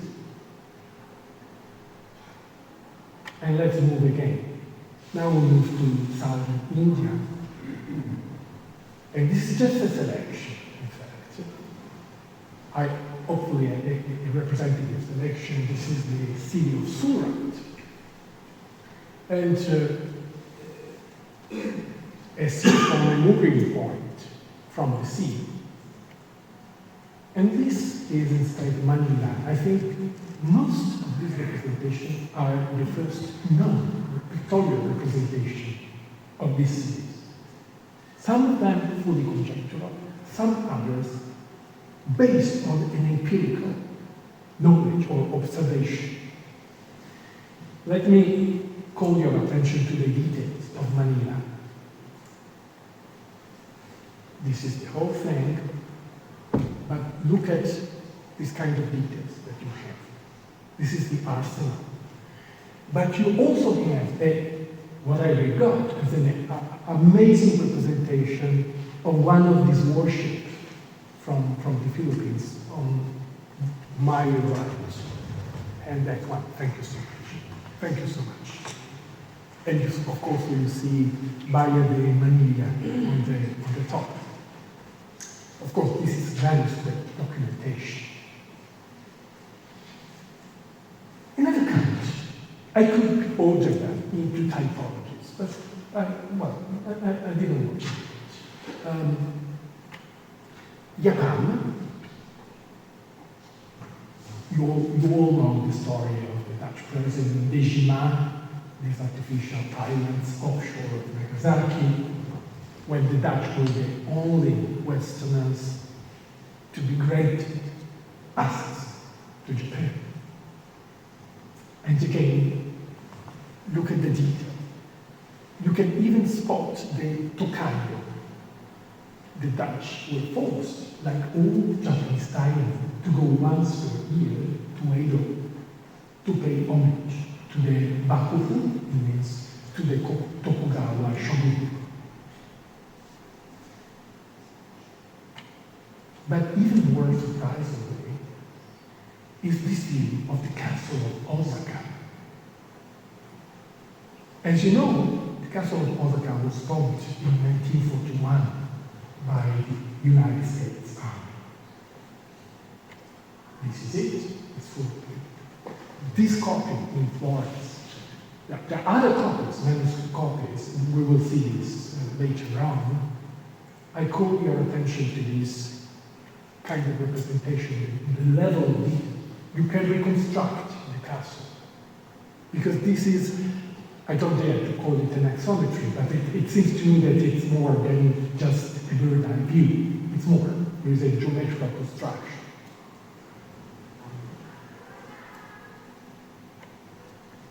And now, we go to the other side of the world.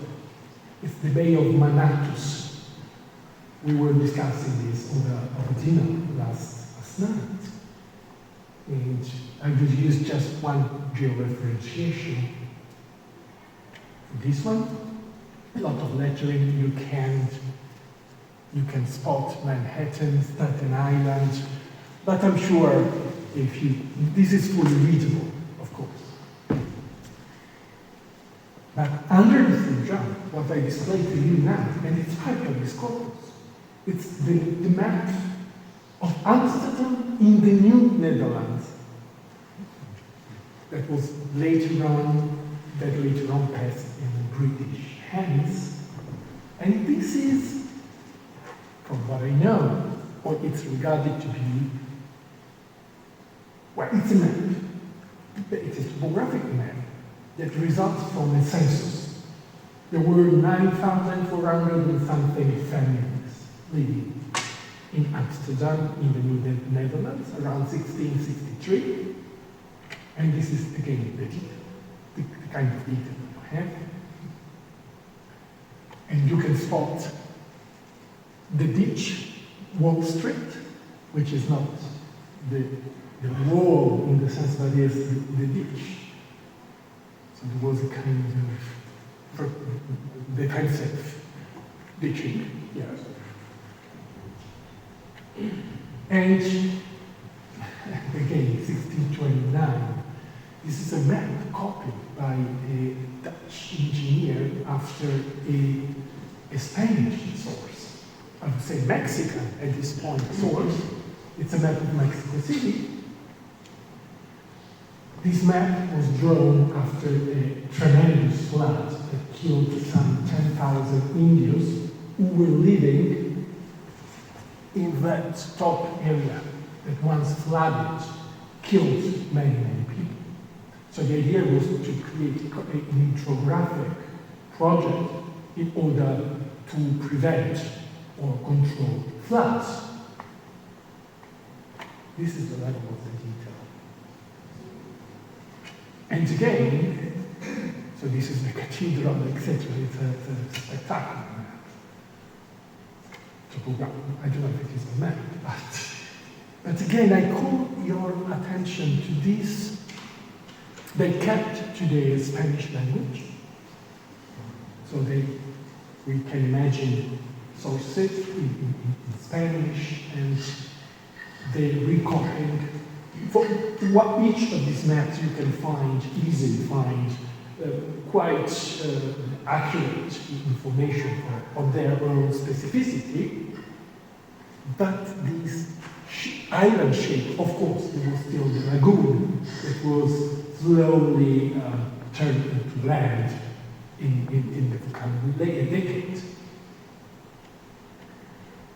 Another representation of the same city, but it's a bird's eye view. And from my understanding, so I've been studying a bit this document,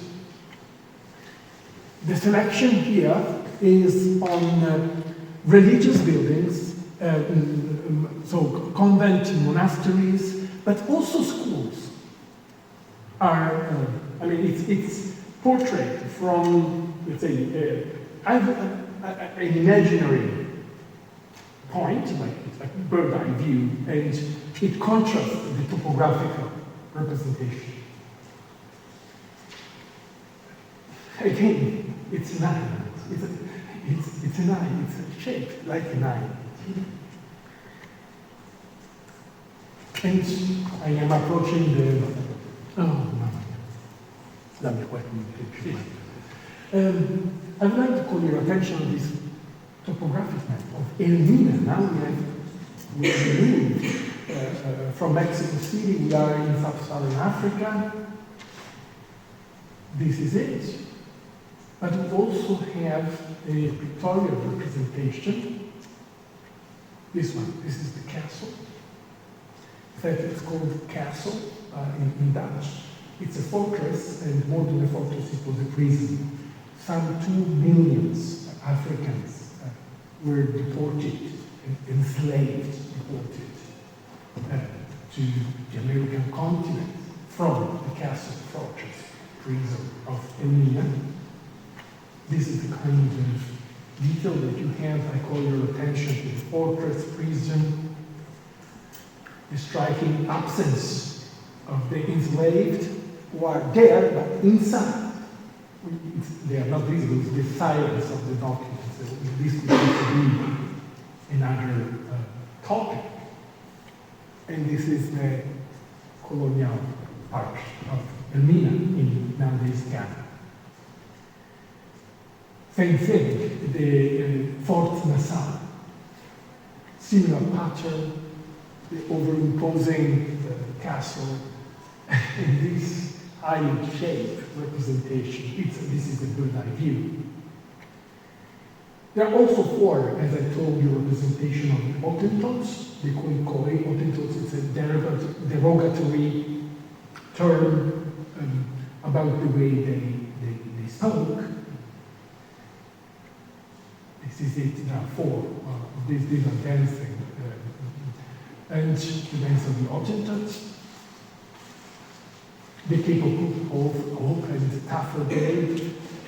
This is the single example I display from the Cape of Good Hope from the Portuguese part of this collection. And this is the view I will conclude with this image, as observed from an imaginary mooring point in the middle of the ocean. Where I've been displaying the maps in the Biblioteca Medicina Veneziana. But there are several collections of the same kind of images and maps and representations in at least seven archives and libraries all over the world.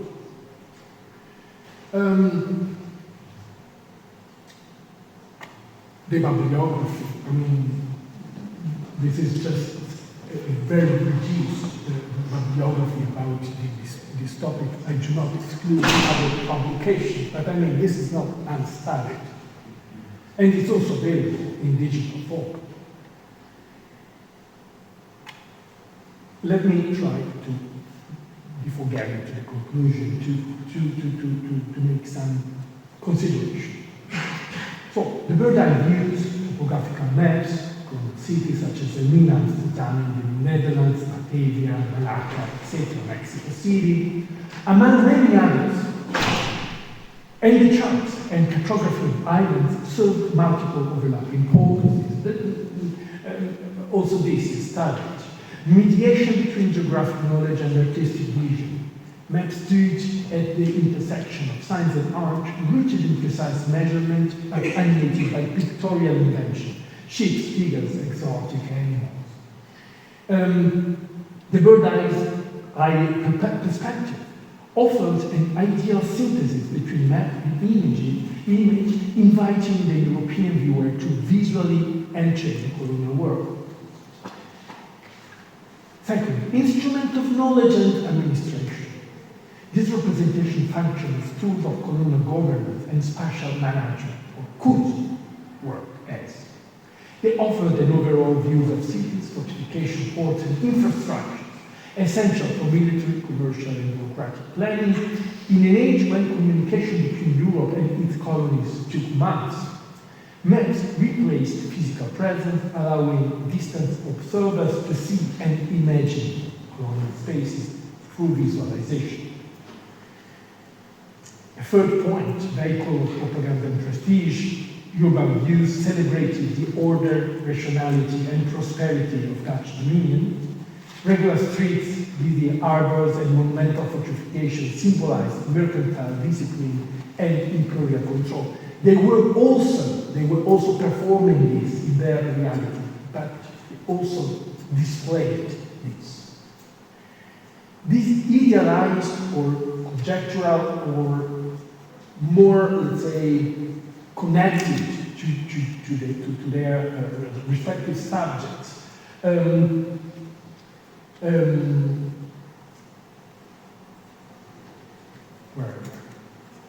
These images projected an aura of civilization and progress, legitimizing colonial expansion.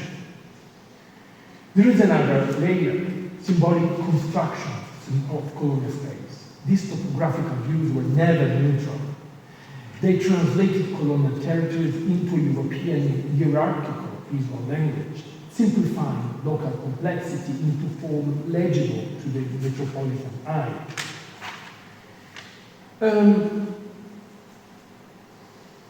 But there is something else, no, it's also here, the maritime dimension. Sea power became the medium of geopolitics before the term existed.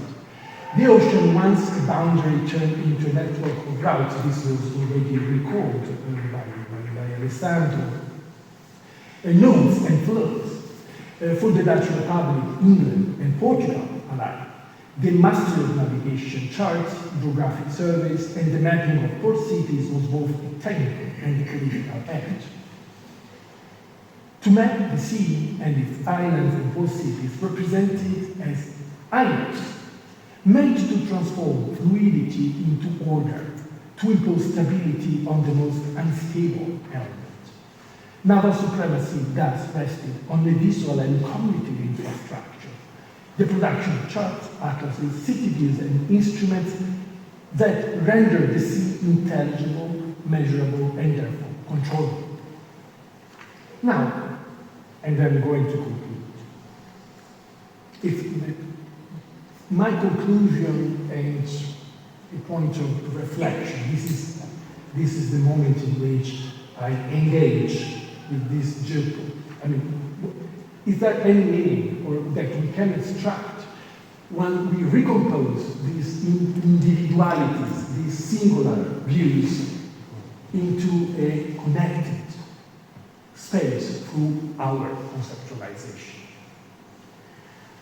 Is the final part. And in order to do this, in the very same minute, I'm displaying one among other possible maps. This is the Blau Nova Totius Terrarum on the Stabna, 1648. It's available at the University of Texas in high resolution. This is just to give you the sense of the size of this map. I'm not going to dwell into this, but instead I'm going to go back to this that I consider a conceptualization, one in which I would like very much to get rid of the geographical shape. But since we use the wedges, and I'm not skilled in this, somehow there is a kind of ambiguity. But I ask you to concentrate, to focus on the dots. So, and this is the second last slide I'm going to project. So, what kind, once we gather them together, we can stay on each individuality. Now we step back and we try to frame them. What kind of space and what kind of modern space, what kind of spatiality, so it's a relational thing, we can extract once we observe this very dispersed corpus. So the Dutch vistas, topographic and pictorial city views and charts show that between the 16th and 18th century, the Portuguese and later the Dutch expansion in Africa and Asia was based on a reticular maritime space, with almost no territorial development inland, with the absolutely relevant exception of the American continent, apart from the rest. I'm talking about the rest of the world. The space was formed from a series of interconnected commercial networks and or you could say also religious networks. The two in part overlapped. I believe that religious networks were even wider and grew on the basis of trade networks.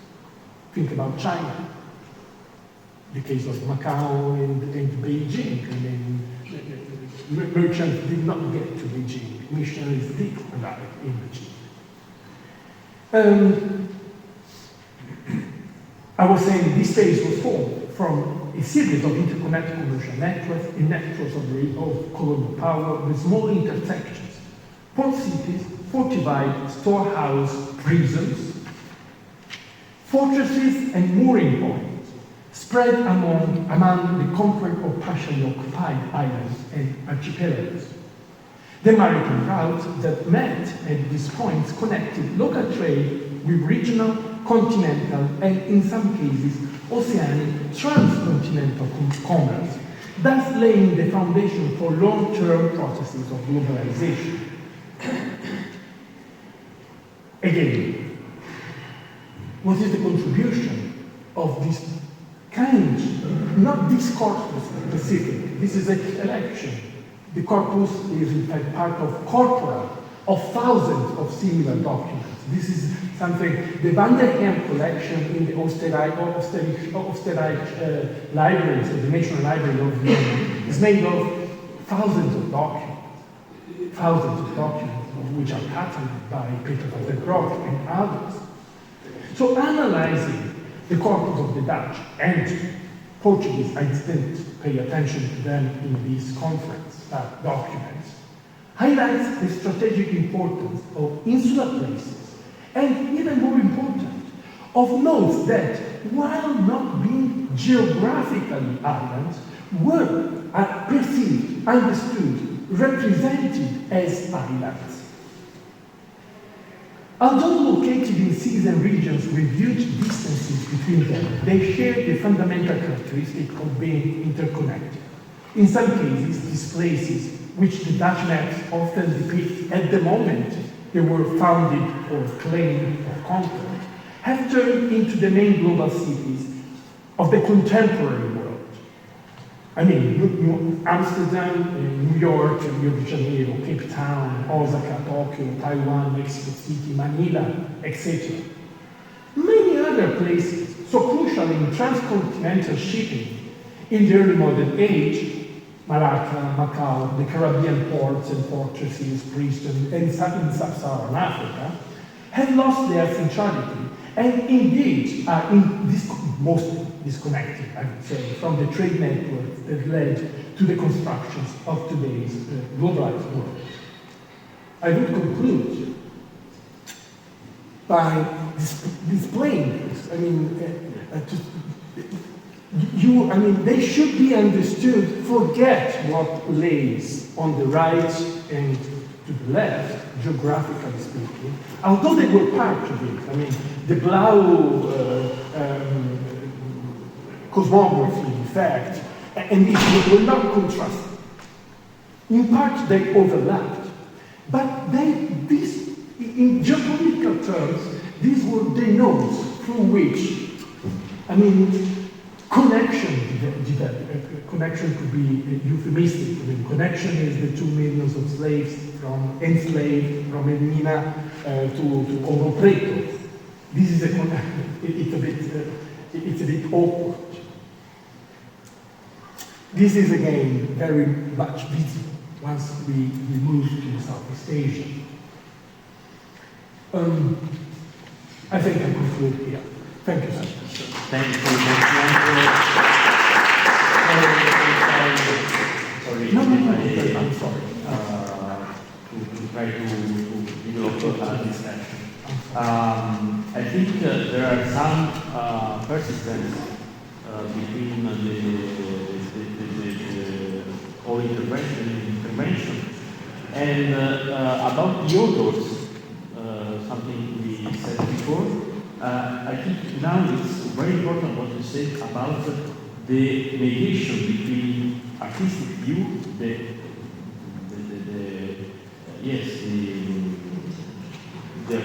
artistic and the geographical information. It's very, very important. It's important to try to put in the center of the discussion of the focus the landscape, but also the seascape, and how the sea is an active space, as Valeria said, but also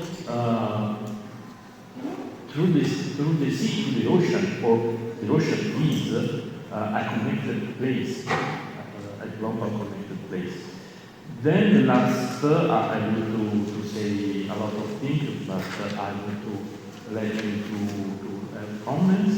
The importance as we saw of the digital humanities for transmit information, but also to study, to have research on these sources. And the last one, the importance to know the cartographic corpora of source of information, to understand that these maps, these drawings are part of a corpus. It's not a secondary information, it's a very important information, sometimes as the older information. So, I stop myself, please, the audience. So I have a question about the concept of remoteness, which is very well conveyed through the pictures you showed us. And I'd like to ask about how is it possible that these colonial spaces, which are portrayed as something really hard to reach, how is this narration of remote places functional to the governance and to the control of the territory? How is a place which is really hard to reach easier to control and manage in a colonial space? I'd like to ask something about this and maybe try to have other to stimulate a reflection about this. Do we collect some questions? No. Just Reply. well, I will not provide a general answer to this question that I think should be raised specifically to each of the documents. They're not the same typology of documents. And I'm sorry if I get you seasick, but the reason to display this heterogeneity is to say, well, they are part of the corpus, but they're quite specific in themselves, each of the documents. We can group them, but without losing. So let me start from the Banda, which is probably the easiest solution for me. This is it. How does this map work? I could tell you, well, there is a wonderful book by Amitav Ghosh on the conquest and the importance of the conquest of the Banda Islands. But this is the transformation of a landscape into a territory. And then I don't know if you approach come here, maybe. It's easy. Please. You see, this is the way. I mean, they measure the sea depth, so the depth of the sea for navigational purposes. And these are the different pieces in which the island was divided in terms, in order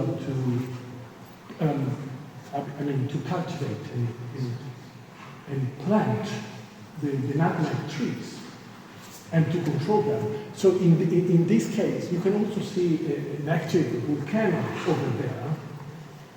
I think it's not that difficult to take the point with this kind of map. How could it work?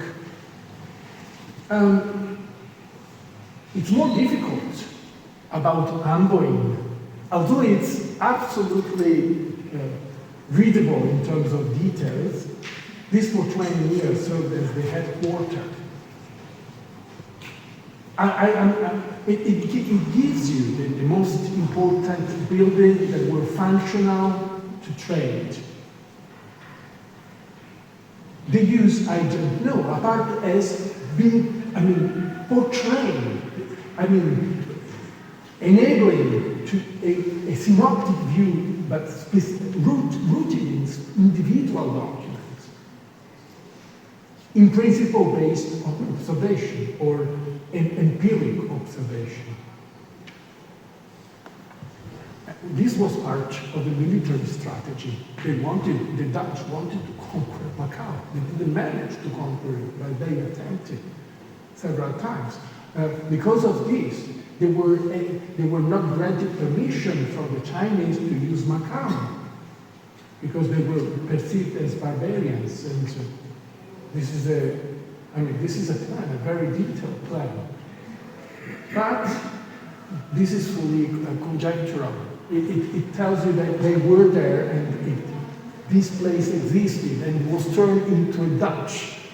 It was more kind of, so you see there is not a single answer. If we move, Malacca is more similar to the case of Amboli. Surat it's a cityscape. And it's a port city scale. Manila seems to me, it's a bird's eye view. What is the function of this map? It tells you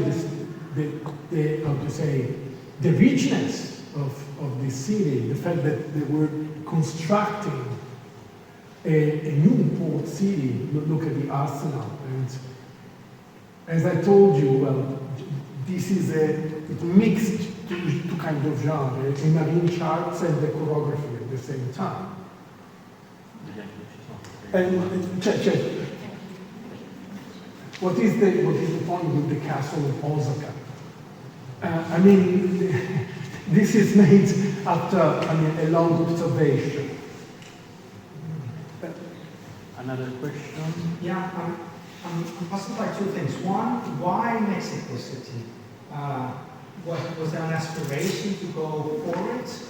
And the second one has to do with the presence of the ships in many of these maps, right? So it's showing, it's either you're showing the teeth with which you control that space, or you're contesting, let's say, the domination by other powers, the imperial domination. Let's take Manila's one. What are your reflections on this, on the ships? Some of them are even shooting. Yes, in some cases they are shooting. In some cases they are engaged in battles. In battles. For instance, normally against the Portuguese. That's the context. What is the purpose of the map? This map was originally, as I told you, drawn to face floods and disastrous floods.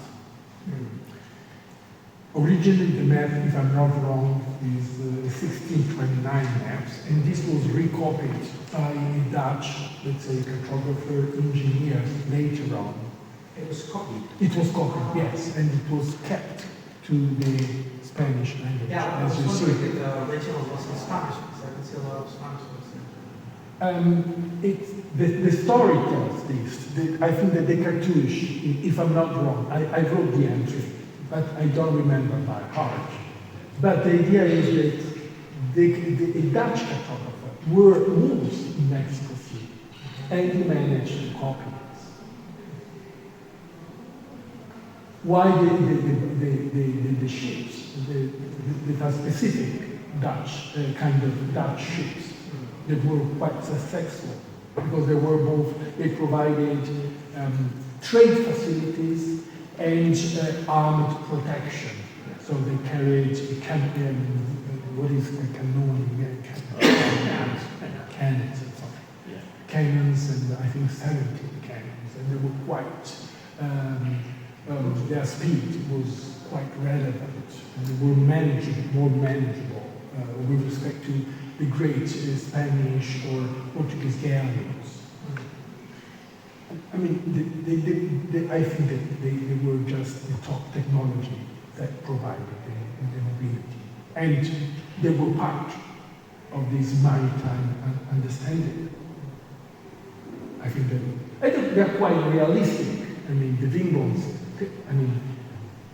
on the vast majority of these maps, they were relying on sketches or descriptions. In these cases, these kind of ships were there. They could see them. Other question, comments? I think it could be interesting to understand the sources difficult. I know, for example, for Caribbean Sea, Caribbean islands, there are something like Isolari, but for the New World islands, and they are very characteristic because they have the port, the town, some ships, some population, and it would be interesting to try to understand the circulation, but I think it's a wider research. It is also a difficult one, deciding wider, but my point is this. What is their meaning once we try to read them through a possible geopolitical meaning? What is the point in producing thousands of city views, and which are, you don't see what is behind. You don't see the character. You see them. And so, if I would say, I would like to play their game. I would like to play their game, just looking at them as a form of conceptualizing the world. That's the point. And so, what is the world? Is not. It's in this. Exactly. It's connected, so there are lines. We were having alternate conversation with Djoeke over the coffee break. There are implicit lines, those that connect one to the other. This is what makes them relevant one to the other. But forget the geography. They produce another kind of geography. It's a reticular geography. And this is the point. And I think that geopolitics also was played at this level. So not only the one of the, you can choose Greece, or the Cattaneo, or many others. They were there simultaneously. I'm not saying that one contrasts the other, but they probably create a more effective and more how can I say, more operative understanding. Although they don't look like an operative thing. Well, I will stop here. Arturo, can I say something that it probably links to the next conversation, which is the anachronism in the room, which is that we've been talking the whole day about geopolitics in the early modern period, and as you well point out, this term didn't exist then. That was a late 19th century conception, and something I was thinking about when looking at your images is that we could read from those images an epistemological version of space and power without having to call it geopolitics, which is already loaded, right? So if we were to do a historical epistemology of space from all these images we've been working through the day, then we might be able to understand the context better than expecting to find a modern, let's say contemporary geopolitical approach towards space and power into those images. Okay, thank you all the speakers. Thank you, Angelo. Thank you so much. Thank you for the discussion. So I think we can close the second session, and I leave the floor to Alessandra Gisalberti for the final discussion. Thank you.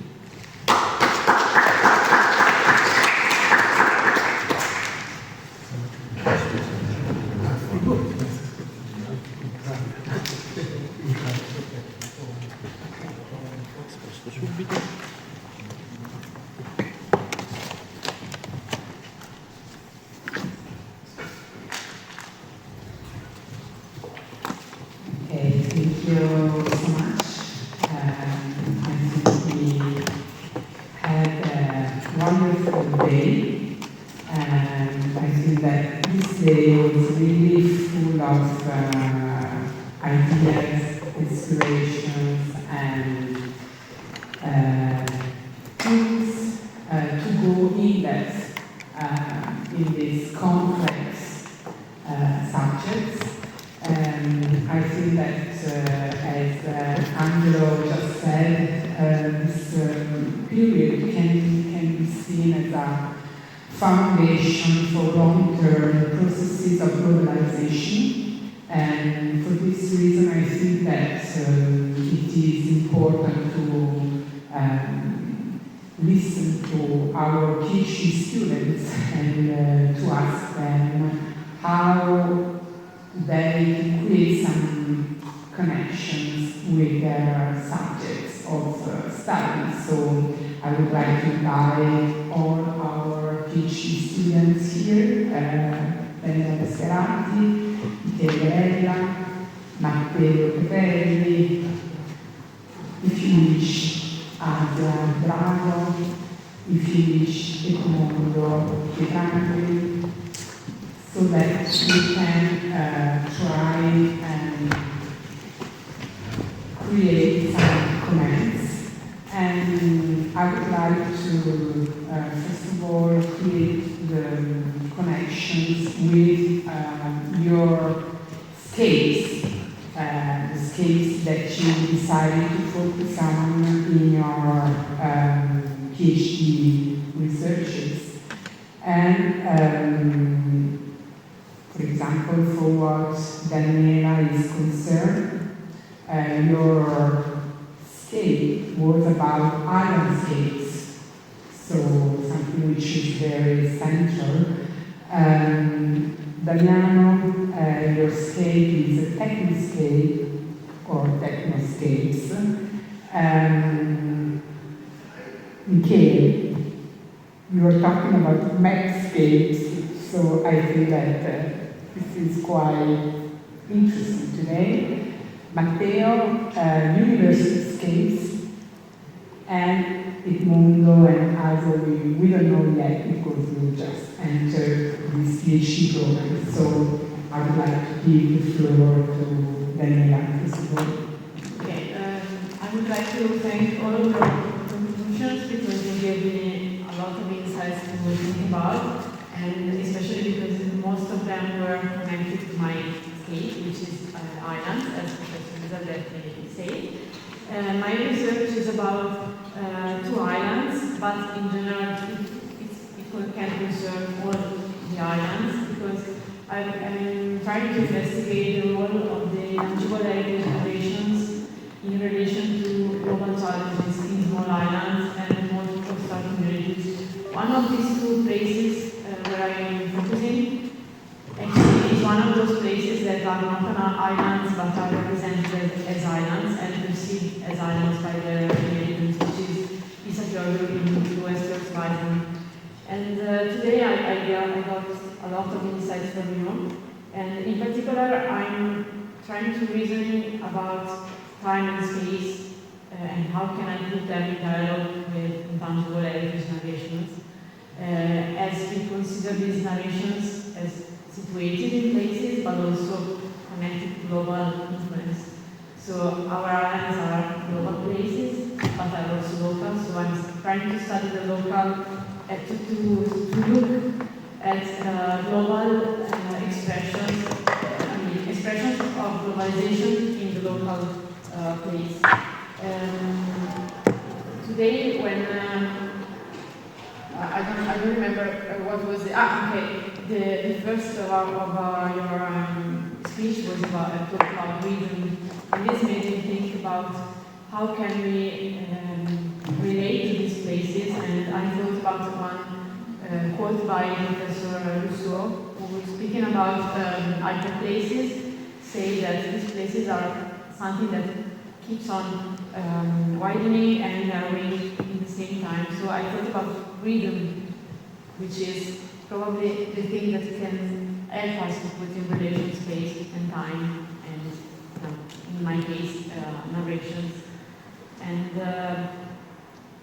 I think, yes, that's it. Also, one other important thing is how the sea, the ocean, once used to connect and now seems to divide places. And at the coffee break with Professor Gallia, he was speaking about maps, and he told me, have you noticed how islands were represented bigger than the rest of the world? So, why? This is my question to all of you, and this question also. I mean, it is. thank you so much. The floor is to, I don't know, Italiano. Sente? First of all, thank you all for this incredible insight into the geopolitics of urban modern age. And I don't know if I can make a question or in general, because first, before to present my English. Okay, perfect. No, just because after your presentation I developed an idea about the general issues of this journey on geopolitics of early modern age. And I reflected that, and I made a question about it, if it's possible and how can we think within a global way of Professor Ricci talk about a global way of thinking, and the other speakers talk about a global way also to represent the global way to use cartography, geography in general. But how can we compare, and if it's possible to compare, the way in which geography was used in early modern age and how geography and the power of geography in contemporary nowadays, just because the psychological dimension of the uncertainty, I think that make an incredible role to the, for example, the Tordesillas line. How can we think, can we imagine the effect, the political effect of a line like that, like this, in contemporary? Just because in early modern age, the sailors, the voyagers, doesn't know the exact surface of our world. We know exactly the composition of our world. We know the position of a tree on an island in the ocean. So how can we approach to the geography, to the power of geography, of the map, of the lines like that in a totally different world? So just this is my suggestion. Coming back to my project, I can say that my technoscapes refers to the role of technology in our cities, our landscapes, just because we know that in particular in Europe, starting from the 21st century, the development of security policies transformed our landscape, the landscape of our cities, and the project of mine wants to analyze and want to analyze the effect, the local effect of this global or regional policies, and how the landscape changed, but not only how population how population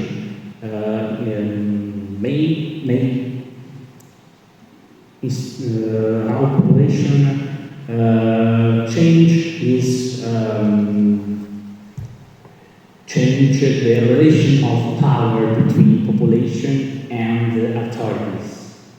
So I will analyze two case studies, mainly the city of Bergamo and the city of Lyon in France, just to watch this transformation in the decades. Thank you so much. Michele. Good afternoon, everyone. I'm Michele Gallia, a PhD student in Landscape Studies for Global Local Challenges at the University of Bergamo. I'm the supervisor of Professor Alessandra Alberti and the supervision of Ludo Imbrella from the National Council of Research in Tito, a municipality in Basilicata region in southern Italy. So a lot of suggestions. Thank you so much for all the speeches. After listening to the presentation today, what really struck me is how map and images are never just about what they show, but in particular about how and why they show it. Whether we were talking about decorative elements, speculative lines, or the political meaning of geography, each talk reminded us the visual culture is always a form of knowledge and something else a form of power. I found especially meaningful the idea that the decorative elements around the maps are just as important as a geography itself. They don't only make the image more beautiful in an aesthetic view, but they also communicate ideas, beliefs, and also authority. In this sense, they help us understand how knowledge is and imagination were we visually constructed. This connected directly with my own research project, Mapscape, Healthy Dwelling Between Mobility and the Care of Places. In particular, it explores how, in a world shaped of global mobilities and environment change, we need to imagine a new kind of maps, new kind of representation, not only to move towards space, but to take care for it. In particular, today's speeches shows us how map in the past shaped the vision of the world and form of connection on, in other case, a domination. My intent is how we inhabit that same world today, how we move, how we root ourselves, and how we take responsibility for the places we live in. So for me, today's discussions were a powerful reminder that maps, whether from the 16th century or the 21st, are not just tools to discovery, but mirrors of how we image and inhabit the earth. Thank you. Thank you so much, Michele. Matteo. I would like to start by thanking all the speakers today. In particular, I find the topic of borders in all its declination very interesting. As a geographer, I believe one of the discipline tasks is to create order from the original chaos, and I believe the borders not intended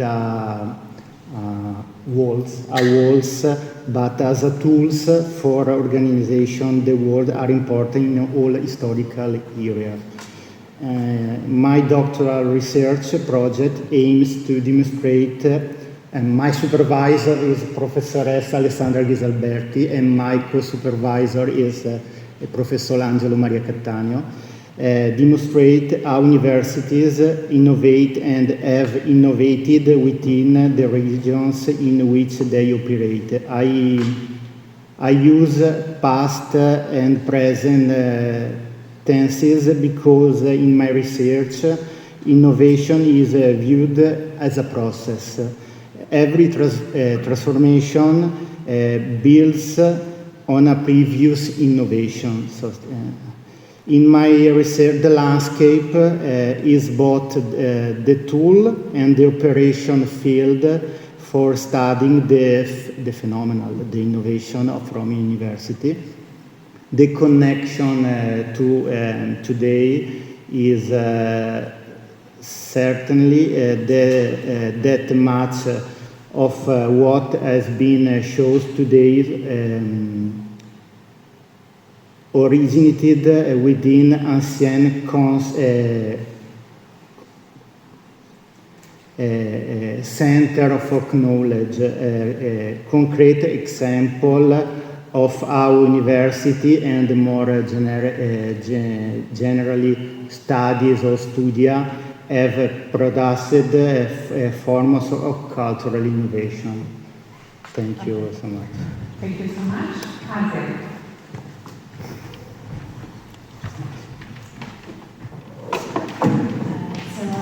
Thank everyone for your precious contribution today, because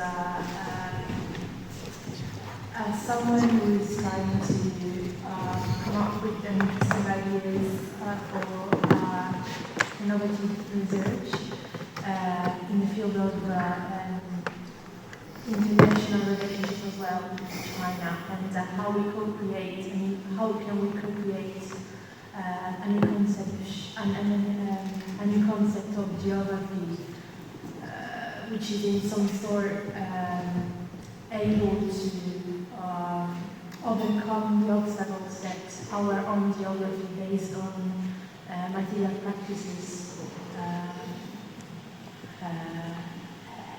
have built. It is very important to hear about your contribution that make clear that challenge the very same concept of cartography and geography as we know it, and try to reconstruct the same ideas and to retrace some sort of connectivity and utility space, which is highlighted by all of your sites. So, thank you so much, Asia and Edmundo. Hello everyone, I want to thank you, all the speakers, for the interesting and enriching perspectives. I am at the first year of PhD, I am a PhD candidate at the first year of landscape studies, and so my research is just beginning, and I will focus on lowlands and rural landscapes shaped by mobility corridors and that attract operational functions with clear impacts on the territories they cross. So, from today's talk, a clear thread is for me the lines, because lines on the maps that we have seen made ocean readable, set borders, organized trade, and we heard about also the ideas of global space, the instruments and charts that build a global view, or at least a perception of the world. Roots, connections, and also meanings, as we can see in the Adriatic charts case. And then, moreover, in addition to lines, also points or islands that structuring movement and control, and also drawing hierarchies of power in the process of territorialization. We can say so that maps are don't represent just the world, but they shape it as powerful agents. So run lines that became routes, routes became ports and customs, then corridors for people, goods, knowledge, and today we can add, for example, also in a virtual vision of mobility, also data, and to reconnect on the corridors of mobility and etc. We can, for landscape studies, the way of reading, this way of reading is a sort of toolkit maybe, because it helps us understand how certain infrastructure and continental corridors emerge and how they can be regulated by with a fairly approach under climate or economic pressures. And it also shows clearly why today's debate cannot ignore the geopolitics. So thank you very much. Okay, thank you. I'd like now maybe we can leave the place to Professor Mirošević to give us some conclusions and some perspectives. Thank you very much, Alessandra, and thank you very much also to our PhD students for these reflections, final reflections, also just to make this history a living history also for their PhD projects, and that was the aim of this conference day. The aim was to understand that what happened 5 centuries ago is what is happening now in other forms, with other perspectives, but the platform is basically the same. So I just want to thank all of you for being here, being part of this conference. I want to thank my colleague Alessandra Ghisalberti for supporting me in this proposal, cultural and intellectual proposal. Most of all, I want to thank all the participants and the speakers, the colleagues that animated this conference. I have to also thank our colleague Filippo Menga, editor-in-chief of Political Geography of the journal, and we'll see maybe if there will be the occasion just to collect our contributions in a unique book or maybe a special issue of the journal. Let's see, I will contact you about this. I just want to highlight 2 points, 2 or 3 points, 3 points. This was the second step of a larger project on the geopolitics of the early modern age. So this was the second step of this yearly conference. So let's hope also for the next year to organize something like this, focusing our attention on a different topic, central topic, but the layer will be always geopolitics of the early modern age as the first occasion.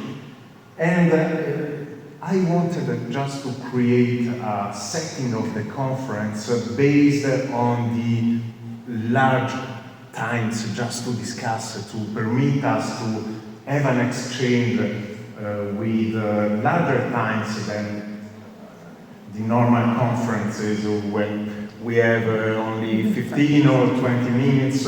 I wanted also to emphasize the multidisciplinary and interdisciplinary approach, inviting colleagues and professors from different fields of study, and that is, in my opinion, the richest part of this conference.